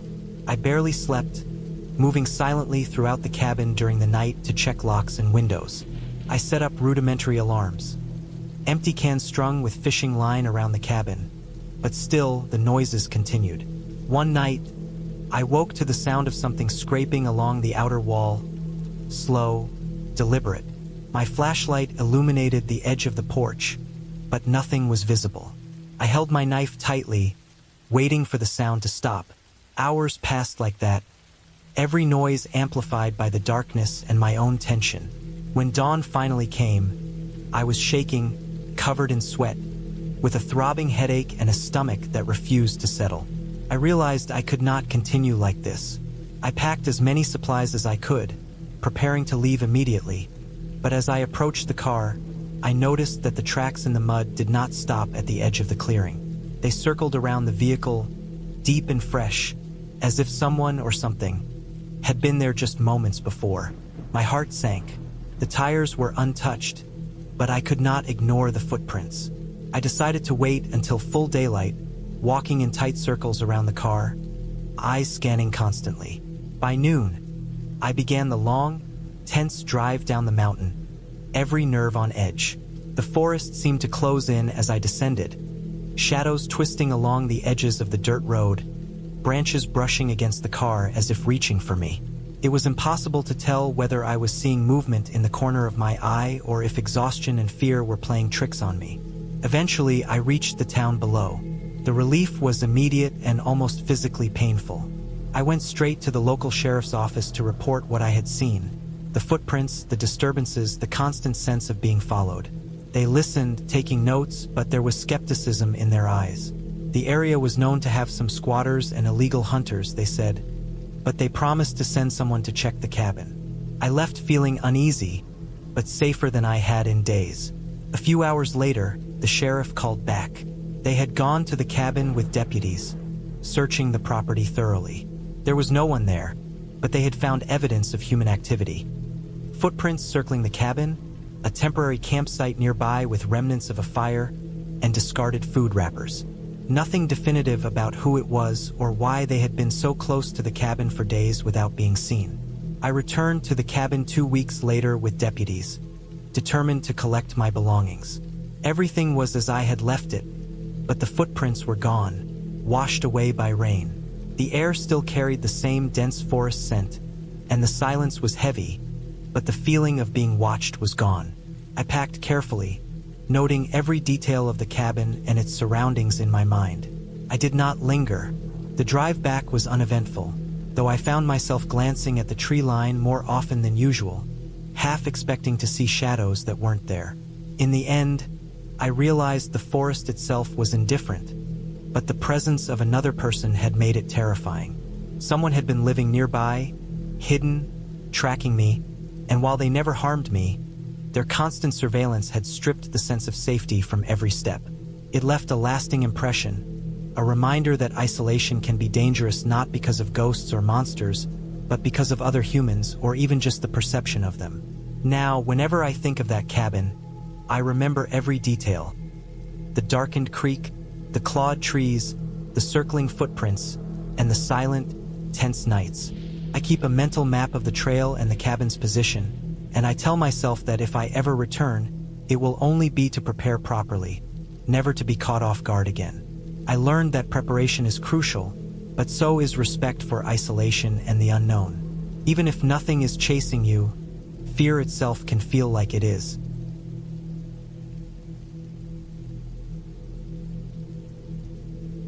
I had been planning this trip for months.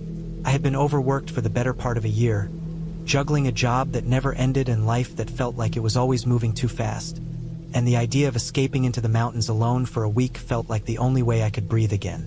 The cabin I rented was far from the main roads, deep in the woods, reachable only by a winding dirt trail that seemed to vanish if you blinked. I had studied the maps carefully, read reviews, and even checked the weather reports repeatedly. Everything about it seemed perfect. It promised isolation, silence, and a chance to reset my mind, far from phones, neighbors, or any kind of city noise. I thought I had planned everything, but I couldn't have been more wrong. The drive up was long and tiring. The road started paved, but quickly turned into gravel and then into dirt tracks that bounced me in every direction. Tall pine trees lined the path, making it feel like the car itself was swallowed by the forest. The air smelled fresher here, colder, almost clean in a way that hurt your lungs if you weren't used to it. I had packed a small bag with essentials: food, water, a few cans of beans, a flashlight, matches, a camping stove, and a small first aid kit. My backpack was heavier than I expected, but it felt reassuring to know that I had at least the basics. I arrived at the cabin just as the sun was beginning to sink behind the mountains. From a distance, it looked exactly like the pictures. A small, wooden structure with a steep roof, a stone chimney, and windows that reflected the last light of day. The air around it was quiet, the kind of silence that pressed on your ears, heavy and all-consuming. There were no other cabins visible, no cars, no sounds of people or life, just the constant wind in the trees and the occasional caw of a distant crow. I parked and stepped out. The air smelled like wet wood and pine needles, damp earth, and something faintly metallic, though I ignored it. I pulled my backpack from the trunk and walked up the narrow path to the cabin. The porch creaked under my weight, and the door groaned when I pushed it open. Inside, the cabin was small but tidy. Dust covered the corners, but the main floor was clean. There was a small kitchen area with a wood-burning stove, a table, and a few chairs. A loft above held a single bed with a thick blanket. I set my bag down and immediately began to feel the relief of being away from the world. The first night was uneventful, mostly. I lit the stove, made myself a simple dinner, and then settled in the loft with a book. The wind outside rattled the windows, and every so often I could hear the distant crack of a branch breaking, though it never seemed close enough to worry about.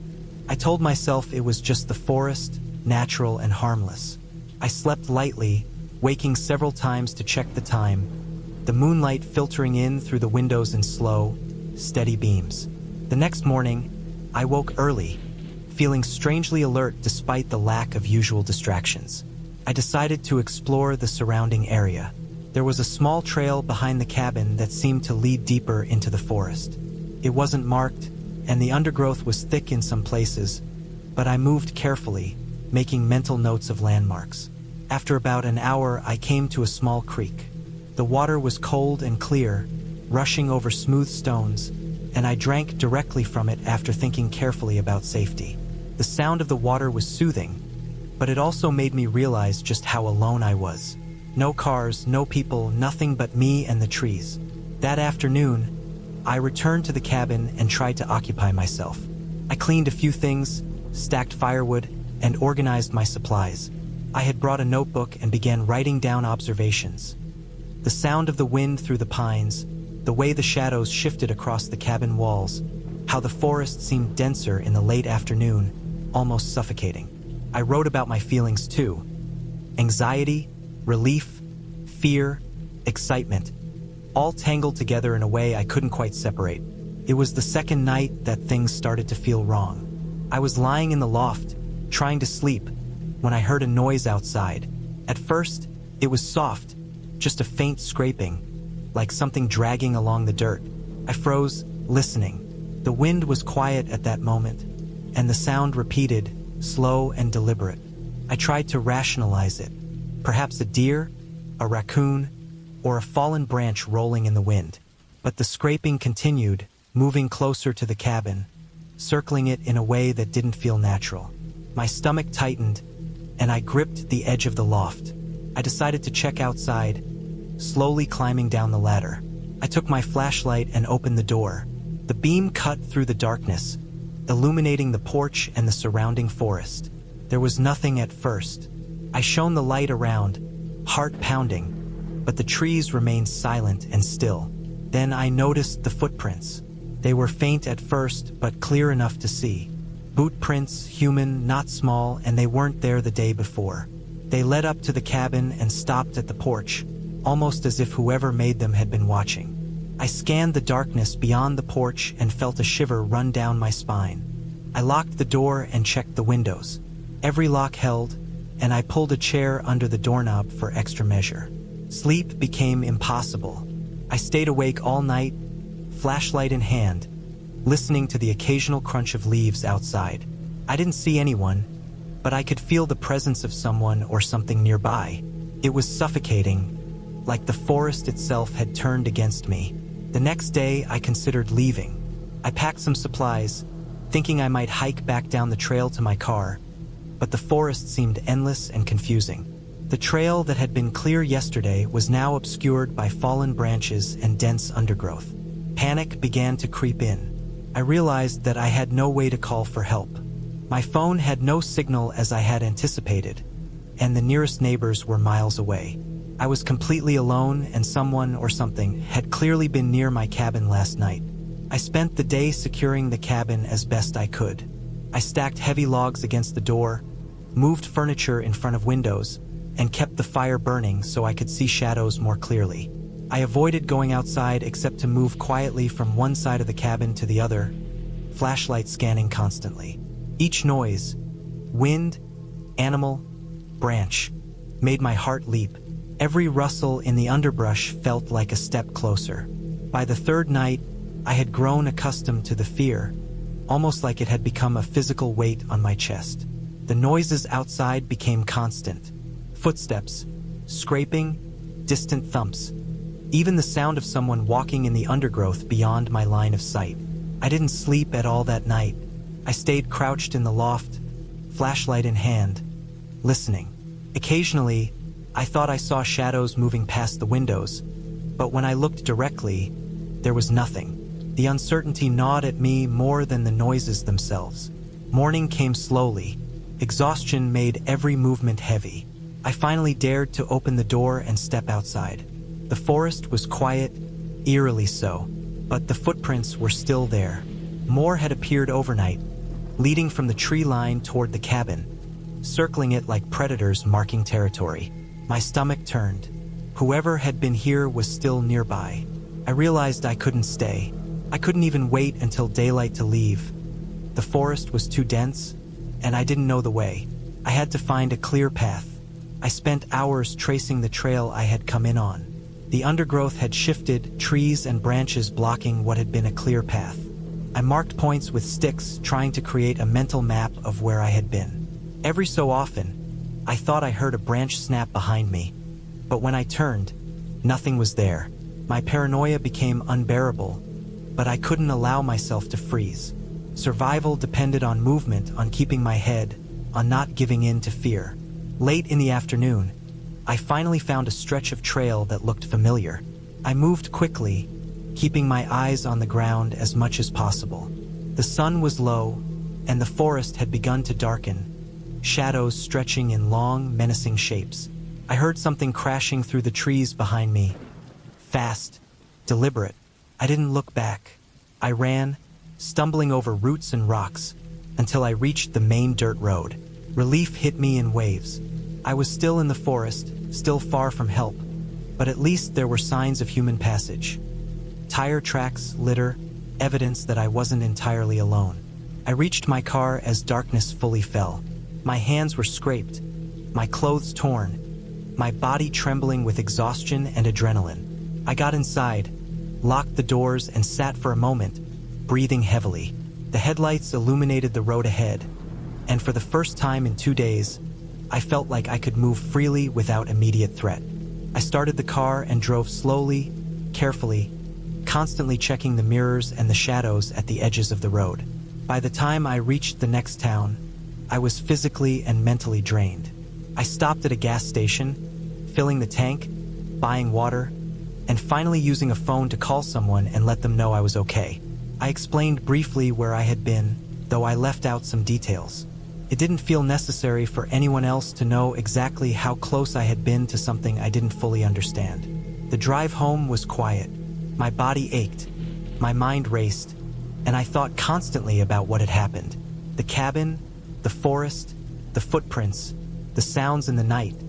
They left a mark on me. I realized then that isolation, while beautiful in concept, could quickly turn into vulnerability if even one person or several had noticed me and followed. I swore I would never return to that area, never again choose solitude over safety in a place so unforgiving. Weeks later, the memory still haunted me. I avoided woods entirely, even small parks felt threatening. I realized that fear had become a part of me, a caution that would never leave. But at the same time, I also realized I had survived something truly harrowing. I had planned, observed, and moved carefully, and those skills had kept me alive. And in the end, that awareness gave me some small measure of control, a reminder that even in the most frightening situations, careful thinking and steady action could carry you through. The cabin itself remained in my memory. Quiet, isolated, deceptively peaceful from afar, and yet somewhere deep in the forest, still holding the secrets of whoever or whatever had been circling it that night. I would never forget it, and I would never forget the lesson. Nature can be beautiful, but human vulnerability and isolation can be terrifying. And sometimes, survival depends on nothing more than paying attention, moving carefully, and trusting your instincts, even when fear threatens to consume you completely.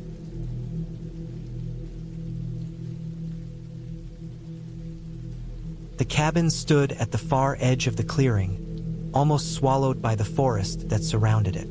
I had driven for hours on narrow, winding dirt roads, the tires kicking up clouds of dust that clung to the windshield. The GPS signal had flickered in and out for miles, and eventually, I had stopped caring about the exact route. I just followed the road until it seemed to end. That was when I saw it. A small, weathered cabin, its wood darkened by age and the elements, with a thin plume of smoke curling lazily from the chimney. It was isolated, but in that isolation, there was a strange sense of calm. I had rented it for a weekend, craving solitude, but the deeper I stepped into its shadow, the heavier the air felt. The first thing that hit me when I stepped inside was the smell.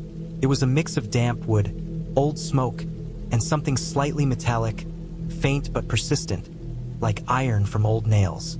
The cabin was small, maybe 3 rooms, but it was functional. The main room had a stone fireplace, a worn wooden table with a single chair pushed underneath, and shelves lined with dusty jars and old tools. The floorboards creaked under my weight, each groan echoing in the stillness of the forest outside. I unpacked slowly, taking in every detail. The walls were rough, unpolished wood. Tiny cracks ran along the ceiling, and I could see cobwebs stretched in the corners. I found matches in a tin by the fireplace and lit a small fire. The flames sputtered at first but slowly grew steady, casting flickering shadows that danced across the walls. Even in the soft warmth, I felt watched. Not by anyone or anything, just a sense, an instinct sharpened by years of being alone in nature. I explored the cabin carefully. The small kitchen had a rusted sink, a single burner stove, and a set of chipped plates. I opened the tiny pantry and found cans of food, beans, corn, and soup, and a loaf of bread wrapped in wax paper. The bathroom was cramped, with a clawfoot tub, stained yellow with age, and a small, cracked mirror that reflected my own tired face back at me. The bedroom was the smallest room, with a thin mattress on a wooden frame, a pillow that smelled faintly of mildew, and a blanket that had seen better days. Outside, the forest loomed, thick and almost suffocating. I noticed the trees pressed closer to the cabin than I had expected, their branches bending as though to peer inside. The wind moved through them in slow, creaking waves, and every now and then, a branch would snap, startling me even in broad daylight. I unpacked my gear, stacked firewood neatly, and made a small dinner of canned beans warmed over the fire.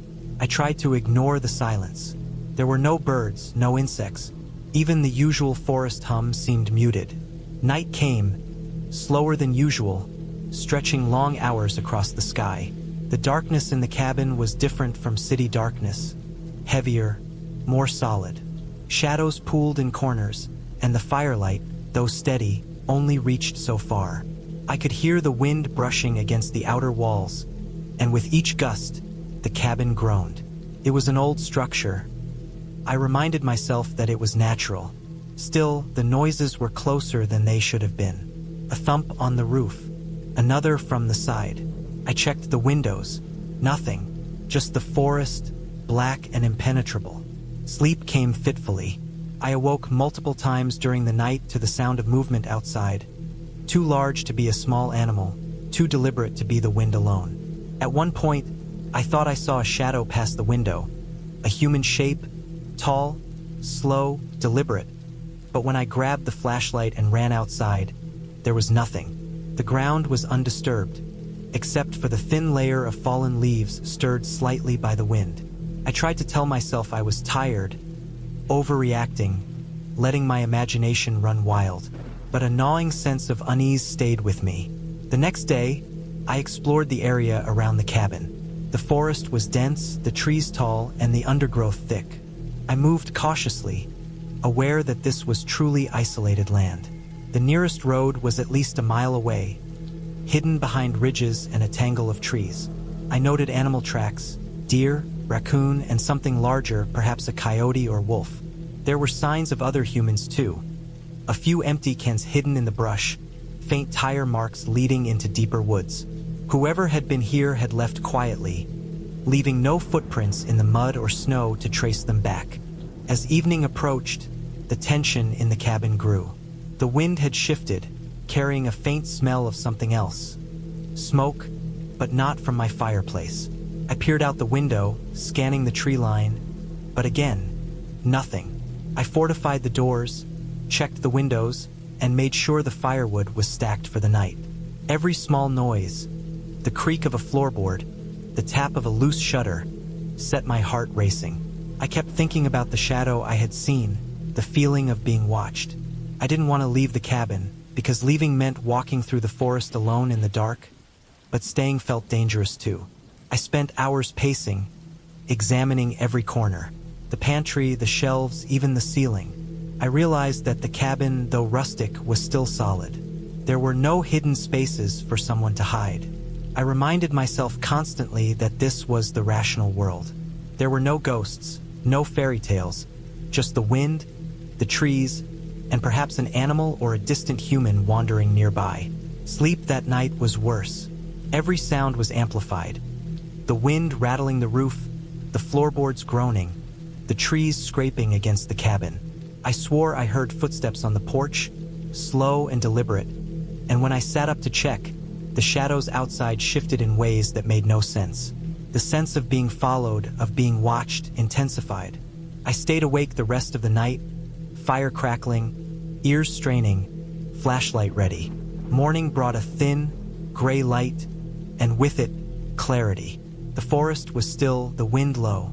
I stepped outside to check the perimeter, flashlight in hand, moving carefully, scanning the brush. That was when I found it, a set of footprints. Human footprints, large, bare, or in socks, leading to the far edge of the forest and stopping abruptly.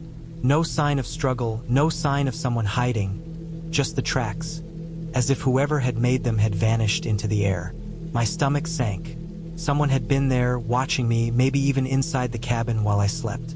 I felt the weight of the isolation, the vulnerability. I spent the next day making careful notes, reinforcing the doors, and keeping a constant eye on the tree line. Every sound made me jump. Every shadow made me tense. I prepared an escape plan, memorized the routes back to the main road, and kept the car keys in my hand whenever I ventured outside. By nightfall, I had moved the firewood to block one of the doors, laid heavy objects against the windows, and stocked the kitchen with enough food and water to last another day if needed. The nights blurred into each other, each one stretching endlessly. I slept in short bursts, never fully relaxed. The wind brought new sounds every night, twigs snapping, leaves rustling, the occasional deep growl that I couldn't identify. I learned to distinguish the sounds. Deer and raccoon, yes, but there was something heavier sometimes, deliberate, moving in patterns that suggested intelligence. I began marking the perimeter with rocks and sticks, watching for changes. On the third day, I decided I had waited long enough.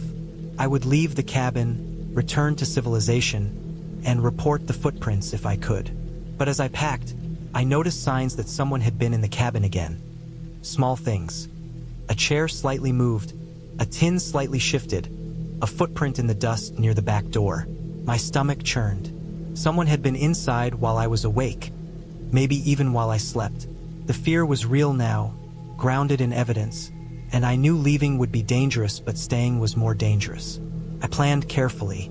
I would leave at dawn when visibility was highest. I would move quietly, avoid the main paths, and keep my head low. At first light, I packed everything essential: food, water, first aid, flashlight, and a fire starter in case I needed it later. I left a small note in the cabin, not for anyone in particular, but as proof of my presence, a record if someone came after me. The walk back through the forest was tense and exhausting. I moved slowly, deliberately, avoiding dry branches that might snap. Every rustle of leaves, every shadow made me stop and assess. I focused on the paths I had seen earlier, trying to remember every turn, every tree I had marked. Hours passed. My legs ached, and my chest burned, but I pressed on. Finally, I emerged from the forest onto the dirt road. My car was still there, dust-covered, tires caked with mud. Relief washed over me. I jumped in, locked the doors, and started the engine. The isolation, the fear, the constant feeling of being watched began to lift, though a lingering tension remained. I drove straight to the nearest town, reporting what I had seen, giving detailed descriptions of the footprints, the signs of someone having been in the cabin, the noises I had heard. Days later, the local authorities confirmed that the area had been used as a hideout by someone in the past. A fugitive, perhaps, or someone avoiding detection. No one had been reported in the cabin recently, but the tracks and signs I found matched patterns of someone moving stealthily through the forest. I realized that the fear, the constant tension, the long nights, I hadn't imagined them. I had survived a real threat, and I had learned painfully how fragile solitude could be in the wrong place. Even now, thinking back, I can feel the weight of those nights pressing against me, the oppressive darkness, the cold suspicion that someone might be watching. I don't return to cabins in the middle of forests anymore. I don't seek solitude in isolation without understanding the risks. And I never, ever ignore the small details. The tracks in the mud, the shifted objects, the faint sounds.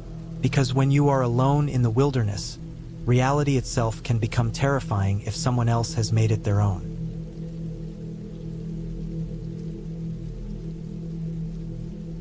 I had always liked the idea of being alone in the wilderness. The thought of disconnecting from everything for a few days and just living among trees, the smell of wood smoke, and the quiet of the forest had a strange comfort to me. I had spent months planning this trip, checking maps, trails, and reviews of cabins tucked away in the more isolated parts of the mountains. When I finally found a small, remote cabin for rent, I felt a quiet thrill.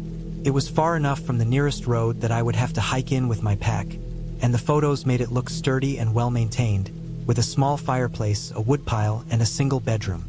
The day I left, the sky was clear, and the air had that crisp edge that comes with late autumn. My car was loaded with everything I could need.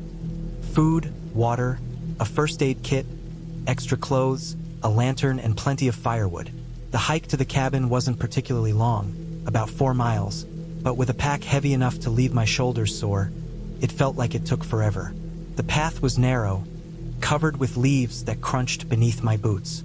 Every now and then, I could hear the distant call of a bird or the rustle of some small animal in the underbrush. There was a calm to the woods, but also an awareness that being alone meant being responsible for every sound, every movement. By the time I reached the clearing where the cabin sat, I was tired, my muscles aching and my lungs heavy with the effort of the hike. The cabin was exactly as the photos had promised. It had a small porch with a couple of chairs, a woodpile stacked neatly against the side, and windows that reflected the fading light like glassy eyes. I set my pack down and walked around, checking the foundation, the roof, and the small shed that held more firewood. Everything seemed solid, well-built, and secure. I unlocked the door and stepped inside, the smell of aged wood and pine immediately filling my nose. Inside, the cabin was simple but comfortable. There was a small kitchen area with a sink and counter, a tiny refrigerator, a table with 2 chairs, and a wood-burning stove. The main living space had a sofa, a small rug, and a fireplace with a stack of kindling next to it.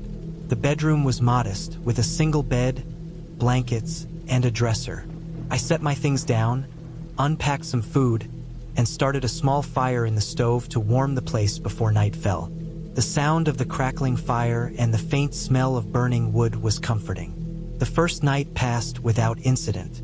I slept fitfully, waking a few times to the sounds of the forest outside, branches scraping against each other, the distant groan of a tree shifting in the wind, but nothing seemed out of the ordinary.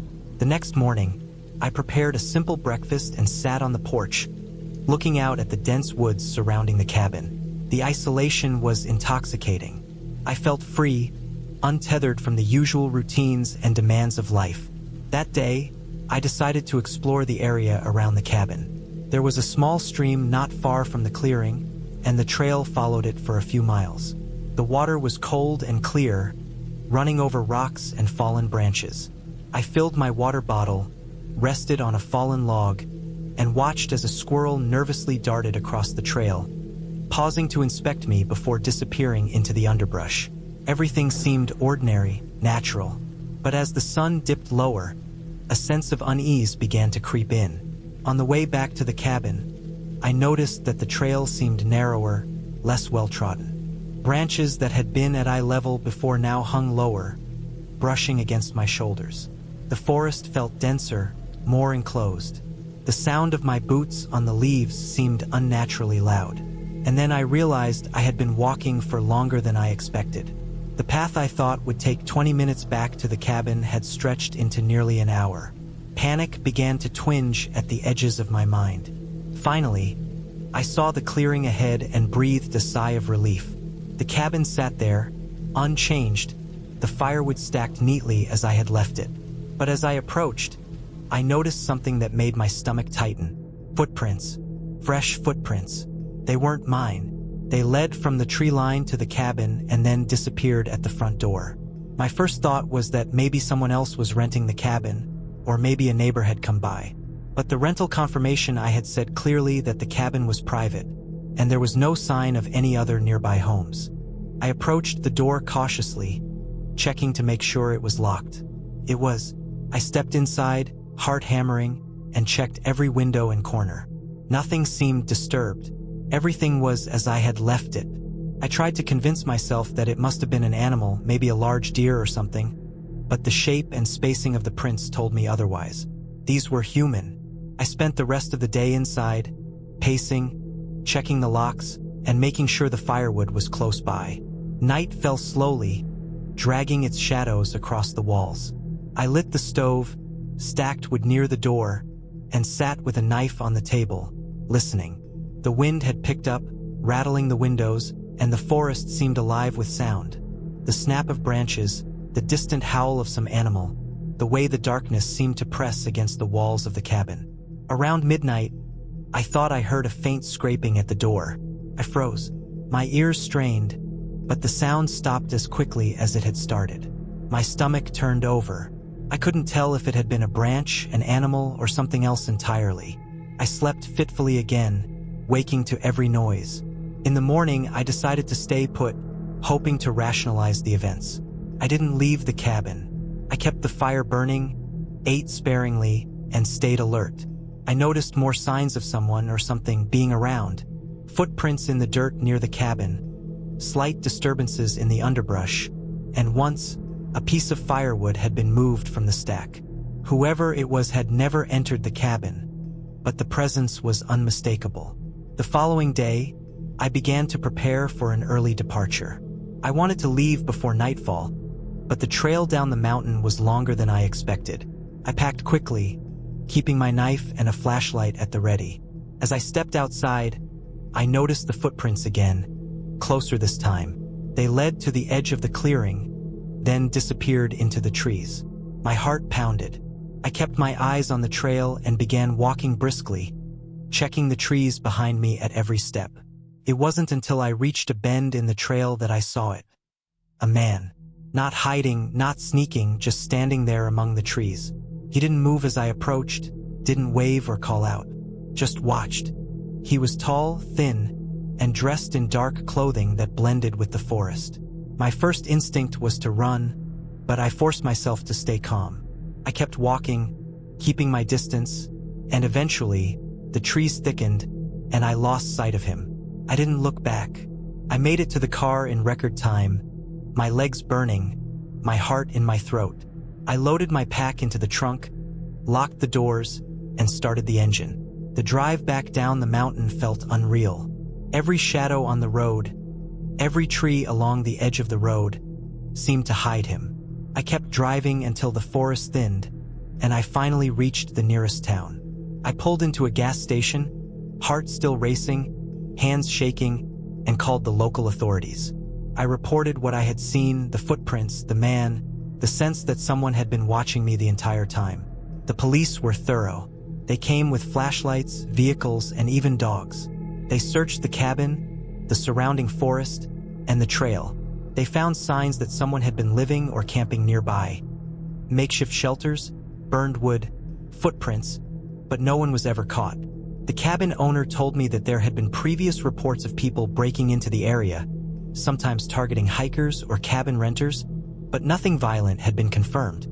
It seemed the person I had encountered was more curious than aggressive, but the experience left me shaken. In the following weeks, I couldn't stop thinking about the cabin, the footprints, the man standing among the trees. I realized how vulnerable I had been, how alone, how easy it could have been for something much worse to happen. I never returned to that cabin. I sold most of my camping gear and avoided remote trips for a long time. The experience taught me that isolation could be dangerous, not just because of the elements or wild animals, but because of the unpredictable presence of other people. Even now, months later, I remember every detail. The way the fire smelled, the crunch of leaves underfoot, the way the shadows moved in the cabin, and the way the man had watched me without making a sound. It was terrifying and yet, strangely, It forced me to appreciate the safety of ordinary life. Running water, locked doors, and the hum of civilization. That cabin in the woods was real, the fear I felt was real, and the clarity I gained about vulnerability and caution was something I carry with me every day.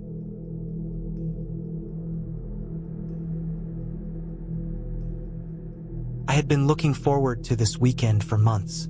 The stress of work, the endless traffic, the constant hum of city life. It was all wearing me down. The idea of escaping to a remote cabin in the mountains had seemed perfect. The internet listing described a small wooden cabin, tucked deep in the forest, with a view over a river valley and miles of empty trails for hiking. No neighbors for miles, no noise, just me and the forest. I didn't realize just how isolating it would be until I arrived. The drive was longer than I expected. As I left the paved road and climbed the dirt track that led to the cabin, the trees grew denser and the air cooler. The sun was beginning to sink behind the mountains, and the forest cast long, dark shadows over the narrow road.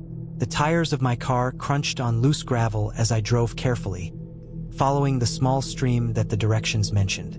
Eventually, I reached a wooden sign nailed to a tree that read the name of the cabin. Beyond it, a narrow path led uphill through the pines. The cabin looked even more isolated in person. It was small, made of rough-cut timber, with a sloping roof and a tiny porch. The windows were dusty, and the smell of the forest hit me immediately. The mixture of damp earth, pine, and something faintly metallic. I parked my car next to a stack of firewood and carried my bag inside. The interior was simple. A small kitchen, a living area with a wood stove, and a single bedroom with a narrow bed. There was no cell signal here, and the internet barely reached, which was exactly what I wanted. I wanted silence. I wanted to forget the city. After unpacking, I decided to start a fire in the stove. The wood was dry, stacked neatly next to it. I arranged a small pile of kindling and lit it with a match. The fire caught quickly, crackling and warming the room, filling it with the smell of burning wood. Outside, the wind began to pick up, whistling through the trees, making them sway and groan. I told myself it was just the forest settling in for the night, and I should not worry. The first night was quiet, aside from the usual sounds of the forest.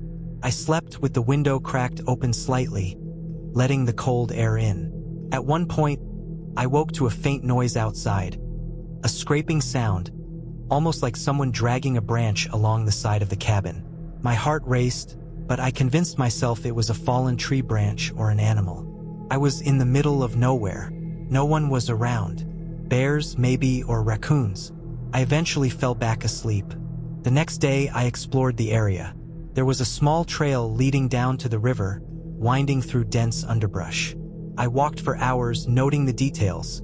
The moss growing on rocks, the bird tracks in the mud, the way the sunlight broke through the canopy in patches. Everything felt untouched, quiet in a way that made the city feel absurdly loud by comparison. When I returned to the cabin in the late afternoon, I noticed something odd. The firewood I had stacked outside to dry was slightly disturbed. Not completely scattered, but enough to make me pause. The ground around it had faint tracks, too small for a deer, too narrow for a human, but clearly deliberate. My stomach tightened, but I told myself it must be a raccoon or another small animal. I didn't think much of it and went inside. That night, the wind was worse. It rattled the windows, bent the trees over, and made the forest sound alive in a way I had not anticipated. Around midnight, I woke to the sound of footsteps on the porch. My heart leapt into my throat. I froze, listening. The steps stopped at the edge of the porch, then moved to the side of the cabin. I considered calling the police, but there was no cell signal. I considered grabbing a weapon, but I didn't own one. I stayed very still, barely breathing, and waited. Eventually, the footsteps moved away, fading into the darkness of the forest. I waited until the sun came up before I dared leave the bedroom. The next day, I decided I needed to be cautious. I stocked up on food, extra water, and tools I could use to defend myself. I checked all the windows and doors, making sure they were locked and reinforced with whatever I could find around the cabin. The sense of unease never left me. Every rustle of leaves, Every snap of a twig made me jump. The forest had gone from serene to threatening in a matter of hours. The following night, the intrusions became worse. It started with faint scratches on the wooden door of the cabin. Then, I found footprints in the dirt around the cabin, human footprints, fresh and unmistakable. They circled the cabin, sometimes stopping at the windows, sometimes disappearing into the trees, only to reappear on the opposite side. I was alone, completely alone in a vast wilderness, and someone was watching me. Fear gnawed at me. I realized I could not stay passive. I needed a plan, a way to protect myself and get out if necessary. I reinforced the doors with heavy furniture, secured the windows as best as I could, and made a pile of rocks and sticks near the door to use as weapons if someone tried to break in. I considered leaving that night, but the dirt road had become a muddy mess after heavy rain, and my car was stuck on a small incline. I was trapped until morning. That night, I stayed awake, huddled near the fire with a knife in my hand. Around 2 a.m., I heard movement outside again. This time, it was deliberate, slow, methodical. Someone was walking around the cabin, testing the doors and windows. The shadows of the trees shifted as the figure passed by, and I could faintly see the outline of a person. Tall, thin, moving silently. My hands were clammy, my heart pounding. I felt trapped, like prey in a cage. Hours passed. I stayed frozen, unwilling to make a sound. Eventually, the figure left or perhaps retreated into the forest. By sunrise, I had slept in short bursts, never fully, and my nerves were frayed. I knew I couldn't wait another night like this. I needed to get out. When the sun rose, I examined the ground. The intruder's footprints led away from the cabin and toward a small, barely visible path leading into the forest.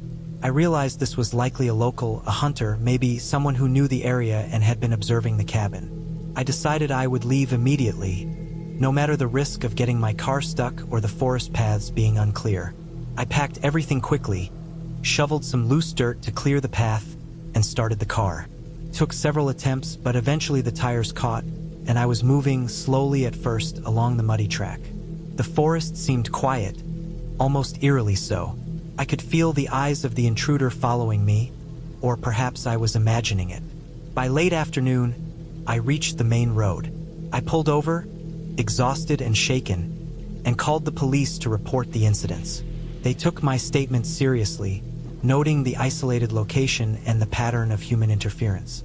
A week later, a park ranger informed me that there had been reports of trespassers in the area, targeting remote cabins for burglary. My cabin had likely been scouted, and the intruder had been watching me, waiting for the right moment. I returned home and fortified my apartment, changed my routines, and installed security cameras. I didn't go back to the cabin. The forest was beautiful, yes, but it had felt threatening in a way I could never forget. The peace I had imagined was replaced with the reality of isolation. How quickly it could become dangerous when someone else knew you were alone. The experience stayed with me for years. I learned to respect isolation differently, to plan meticulously before venturing into the wilderness, and to always consider that danger could come from another human, not from the shadows or the trees. The forest was not evil, but people could be, and when you are truly alone, even someone observing quietly could make you feel powerless. I still go hiking occasionally, but I always make sure I am seen, never alone, and never too far from a road or a signal. The cabin had given me the illusion of solitude and safety, but it also showed me the fragility of both. That lesson, hard-earned, has kept me alert, careful, and alive in countless situations since then. And while the memory of that cabin is terrifying, it is also a reminder that survival often depends on attention to detail, preparation, and understanding the risks, rather than hoping for luck or assuming you are safe. Even now, I sometimes wake up at night, the memory of those quiet footsteps circling the cabin still vivid. The sense of being watched so intense that it takes a few moments to realize I am home, safe, in a city apartment with doors and locks I can trust. The fear has never gone completely, but it has transformed into respect. Respect for isolation, respect for vigilance, and respect for the fact that humans, more than the wilderness, can be the scariest part of being truly alone.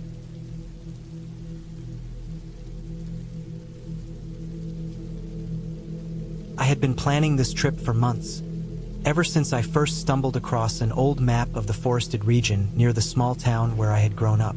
The cabin itself was tucked away at the edge of a dense pine forest, far from any main road, accessible only by a narrow dirt path that had clearly seen very little use in recent years. The photographs I had seen online made it look quaint and isolated, the perfect place to escape the city and everything that came with it. I wanted solitude, quiet, and the sense of being truly alone in nature. I didn't anticipate that being alone in such a place could quickly become something else entirely. I arrived late in the afternoon, after hours of driving and hiking. The path leading to the cabin was overgrown in places, with thorny bushes scraping against my legs and branches knocking against my car. The air was thick with the scent of damp earth, pine, and a faint, underlying musk that I couldn't identify. By the time I reached the clearing where the cabin stood, the sun was already dipping behind the treetops, casting long shadows that made the forest seem even more dense and oppressive. The cabin itself was modest, made of dark, weathered wood, with a small stone chimney and a porch that sagged slightly under years of neglect. It was quiet here in a way that was almost tangible, the kind of quiet that presses in around you and makes even the slightest sound, like a bird flapping its wings or a branch snapping, feel enormous. I parked my car as close to the porch as I could and started unloading my gear. I had brought a small amount of food, a lantern, a couple of candles, firewood, and enough blankets to survive several nights in case it got cold. The forest was already thickening into dusk, the shadows spreading faster than the light. As I pulled my pack up the steps to the porch, I noticed the door was slightly ajar. I remembered seeing that in some of the photos online, a detail left to give the cabin a rustic feel. I pushed the door open, half expecting the smell of dust and decay, but instead there was only the faint scent of old wood and something else, something faintly metallic. I shrugged it off, assuming it was leftover from the previous occupants. Inside, the cabin was even smaller than I expected. The floorboards creaked under my weight, and the windows were grimy and streaked. There was a small kitchen area, a simple stove, a sink that looked like it hadn't been used in years, and a table with 2 chairs. Beyond that was a living space with a single sofa, worn but usable, and a fireplace with a stack of old logs. A narrow hallway led to a tiny bedroom in the back. I set my bags down, lit a candle on the table, and began organizing my supplies. My plan was simple: light the fireplace, prepare some food, and then settle in for the night. As I gathered kindling for the fire, I noticed a strange mark on one of the floorboards near the fireplace. It was faint, almost like a scratch, but deeper and more deliberate. At first, I thought it might be from some careless construction work, but then I noticed similar marks in other areas: scratches on the walls, gouges in the wood near the windows, small indentations along the door frame. They weren't uniform, and they didn't form any obvious pattern, but they gave me a small, uneasy feeling I couldn't shake. I told myself it was just old age and wear, that I was imagining it because I had been alone all day, hiking and carrying my gear. I got a fire going in the fireplace, and the warm light and crackling sound helped calm me a bit.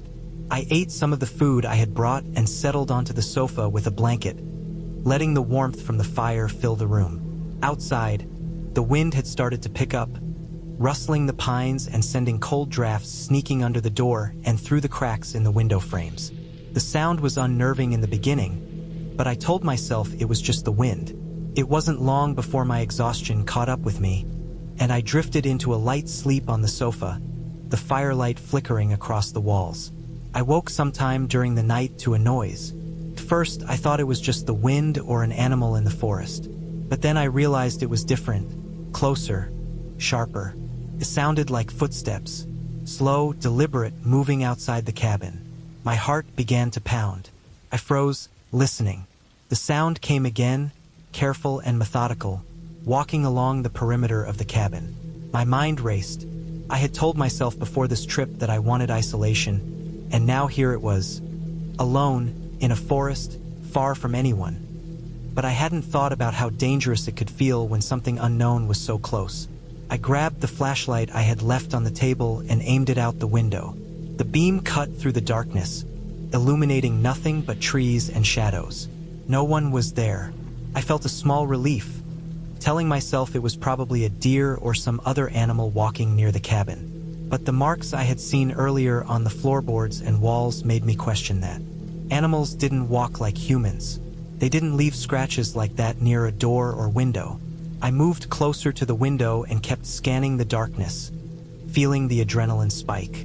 Then I heard it again, unmistakably. A single step, heavier this time, from the back of the cabin. I swallowed hard, heart hammering in my chest. My first instinct was to stay quiet and try to listen for more. The next step came, then another, and I realized someone or something was moving deliberately around the cabin. It wasn't random. I knew I had to do something. I grabbed a heavy cast iron skillet from the kitchen and held it like a weapon. I edged toward the back door, peering into the darkness. The forest was nearly impenetrable at night, and I couldn't see anyone. Then I heard a faint rustle in the underbrush, a branch snapping, followed by a shuffle. I took a deep breath, trying to steady my fear, and remembered the small window by the back door. I crouched and shone my flashlight outside. There, only 10 feet from the door, was a man. He wasn't wearing anything that marked him as a local or a hiker.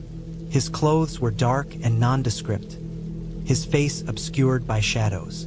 I couldn't make out his expression, but his posture was purposeful, watching the cabin as if he had been expecting someone. I froze. The skillet in my hand felt heavy, the cold metal pressing into my palm. My mind raced through options. I was in a small cabin with only one exit, surrounded by forest. The nearest town was miles away. I couldn't run without being seen, and I wasn't sure if I could fight him if he came inside. Then I remembered the old phone I had in my pack. It had no service inside the cabin, but I could try stepping outside toward the car to get a signal. I decided it was worth the risk. I backed away slowly, keeping the skillet raised and my flashlight aimed where I thought he was. I waited for a moment, listening. The steps had stopped. The forest was still, except for the rustle of wind and leaves. I bolted for the car. The cold air hit me like a wall as I opened the door and ducked inside.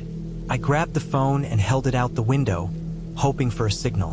1 bar. I dialed the emergency number and stayed low, trying not to attract attention. The operator answered quickly, and I barely got the words out, telling them my location and that there was someone outside the cabin watching me. I stayed on the line, trembling, listening. In the background, I thought I heard movement, and I ducked lower in my seat, holding my breath. The operator told me help was on the way, but it would take some time to reach me because of the forested area. Minutes stretched into what felt like hours. Every noise outside made my heart leap. The rustle of leaves, a snap of a twig, the wind pressing against the car doors. I stayed huddled in the seat, listening, trying not to move. Then I saw it, a shadow moving near the cabin. I pressed myself into the seat as far as I could, gripping the skillet in one hand and the phone in the other. The shadow lingered for a moment before disappearing into the trees. I realized he hadn't entered the cabin. Maybe he had been watching and waiting, unsure of how to approach. I didn't care. I couldn't wait to find out. Finally, after what felt like an eternity, headlights appeared through the trees. Police vehicles, moving cautiously but steadily toward the cabin. I jumped out of the car and waved frantically, calling their attention. They stopped, weapons drawn, scanning the darkness. The officers moved toward the cabin while another stayed with me, asking questions and keeping me covered. Eventually, they returned with the man who had apparently been hiding in the woods. He wasn't armed, but his intentions were unclear. He had a record of trespassing and breaking into cabins in the area. I learned later that he had been following the cabin listings online, looking for isolated targets. It was terrifying to think how close he had been, just waiting and watching. After the police cleared the area, I was escorted back to my car and drove to the nearest town, hands still shaking, mind still racing. The cabin was no longer an appealing retreat. It was a reminder of how vulnerable someone could be when alone and isolated. I stayed in a motel that night, unable to sleep, replaying the events over and over in my head. The next day, I went back to the cabin with the authorities to gather my things. They locked the cabin up and marked it as unsafe, warning others not to attempt staying there. Over the following weeks, I reflected on what had happened. I realized that the isolation I had sought came with dangers I hadn't considered, and that nature's beauty could hide threats that were not supernatural but very real. The fear I had experienced that night was not because of ghosts or shadows, but because of a human being capable of causing harm, lurking unseen in the darkness. I learned to respect both the solitude and the risks it carried. The experience changed how I approached travel, how I chose locations to stay, and how much I relied on safety measures and contingency plans. In the end, I was unharmed, but the experience left an indelible mark on me. I understood now that fear in isolation is real, and it comes from very human sources. I never returned to that cabin, but I kept the lessons it taught me. Always check the surroundings, always have a way to call for help, and never underestimate how quickly things can go wrong in a place where help is far away. The memory of the footsteps, the shadowy figure, and the quiet menace of the forest stayed with me, a constant reminder of the fragility of solitude and the importance of vigilance. I moved on from the cabin, but I carried its lessons, and in a way I survived not just physically but mentally, stronger and more aware of the real dangers that exist even in the quietest, most isolated corners of the world.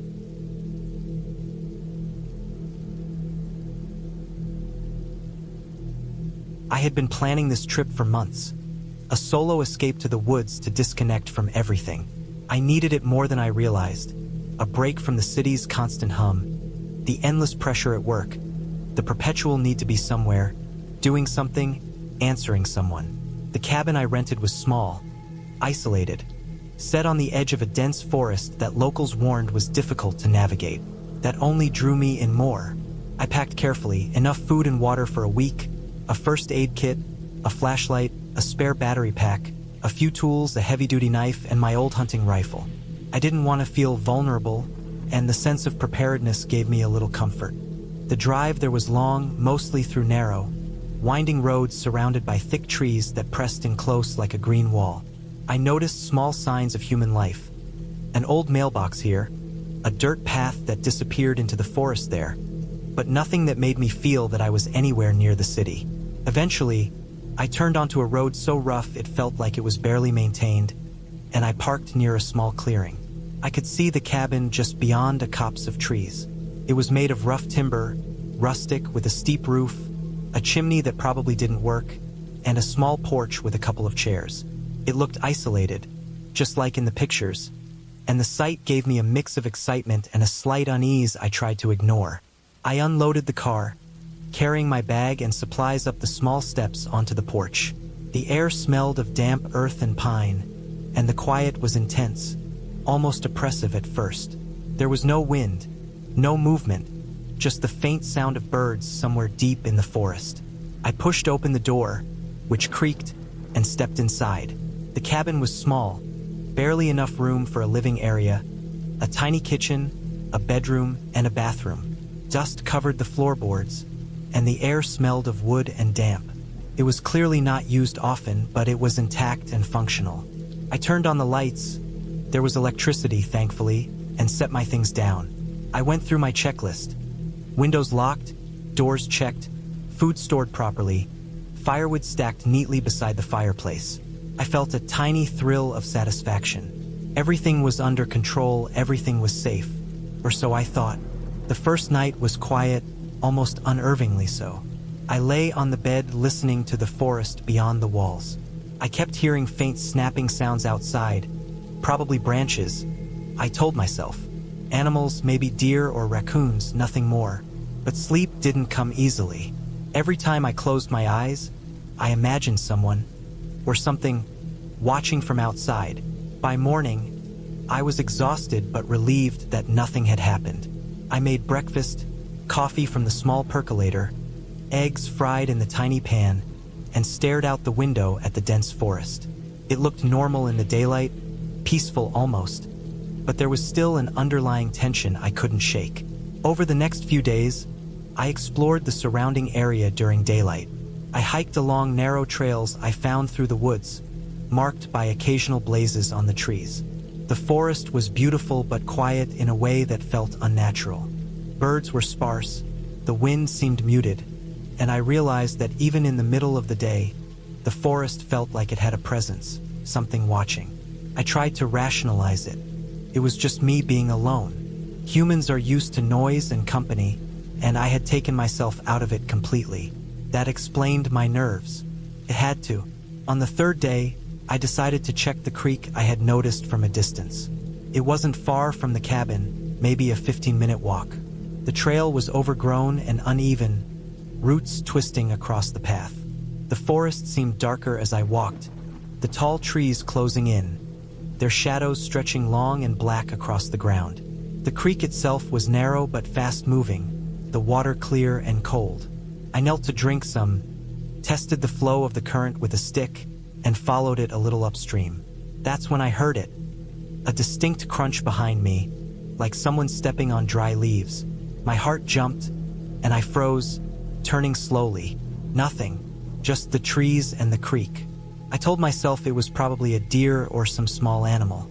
Still, I took a different path back, keeping my rifle slung across my shoulder, constantly scanning. That evening, the feeling of being watched returned stronger than before. I had built a small fire in the fireplace, trying to shake the anxiety, but it didn't help. Every creak of the floorboards, every rustle outside the window, made me tense. I kept my knife on the nightstand and my rifle leaned against the wall, within reach. I slept lightly, waking several times to check the locks on the doors, to glance out the windows at the forest that seemed so dark it almost swallowed the cabin whole. The next day, I decided to ration my exploration to daylight hours only and stay close to the cabin at night. I cleared a small area around the porch, cutting back some overgrown branches so I could see anyone approaching. I started keeping a log of what I did each day, noting the time, the weather, and anything unusual. It was partly to maintain some routine, partly to feel like I was in control. On the fifth day, I noticed something disturbing. While checking the perimeter, I found footprints in the soft mud near the back of the cabin. They weren't animal prints. They were human, large, deep, and recent. My stomach dropped. I traced them as best as I could. They led from the tree line directly to the cabin and stopped at the edge of the porch. No exit. I checked all windows and doors locked, secure. Nothing seemed out of place. Still, the knowledge that someone had been this close, maybe watching, made my chest tighten. I cleaned up the prints as best I could, covering them with dirt and leaves, but I couldn't shake the paranoia. I decided to spend that night fully prepared. Lights on, all doors locked, rifle ready, knife within reach, and a chair by the door so I could sit with a clear view outside. The night was long. Every sound seemed amplified. The wind rattling branches, an owl somewhere in the distance, the floor creaking as if the cabin itself were settling. Around midnight, I heard it again. Footsteps, distinct and deliberate, crunching through the leaves. My heart raced. I stayed still, breath shallow, listening. They moved slowly around the cabin, circling it, then stopped. I didn't dare look out the window. Minutes passed like hours. Eventually, the sounds faded. I didn't sleep again that night. The next morning, I found more footprints. They were closer now, pressed into the soft dirt by the front steps. Whoever it was, they had come very near. I realized that leaving was not as simple as I had assumed. The nearest main road was miles away, and the dirt path that led there was narrow, overgrown, and easy to hide along. Panic surged. I decided I needed to prepare an escape plan.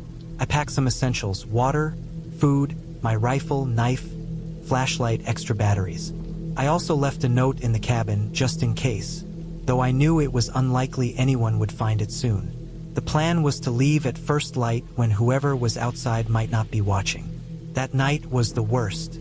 I barely slept, sitting in a chair by the window, rifle across my lap, listening for any sound. Around 2 a.m., I heard it again. Someone moving through the trees, slow, deliberate steps, stopping and starting as if they were checking the perimeter. My stomach sank. I considered trying to confront them, but my mind told me that was madness. I had no idea who it was, whether they were armed, and what they wanted. My only chance was to leave quietly, without drawing attention. At first light, I made my move. I packed everything quickly, but carefully, trying not to make any noise. I double-checked the windows and doors, locked them, and left the cabin behind. I stayed low, moving through the trees, avoiding the main path as much as possible. After what felt like hours, I reached a faint dirt road I had noticed the day before. I could see a main road in the distance.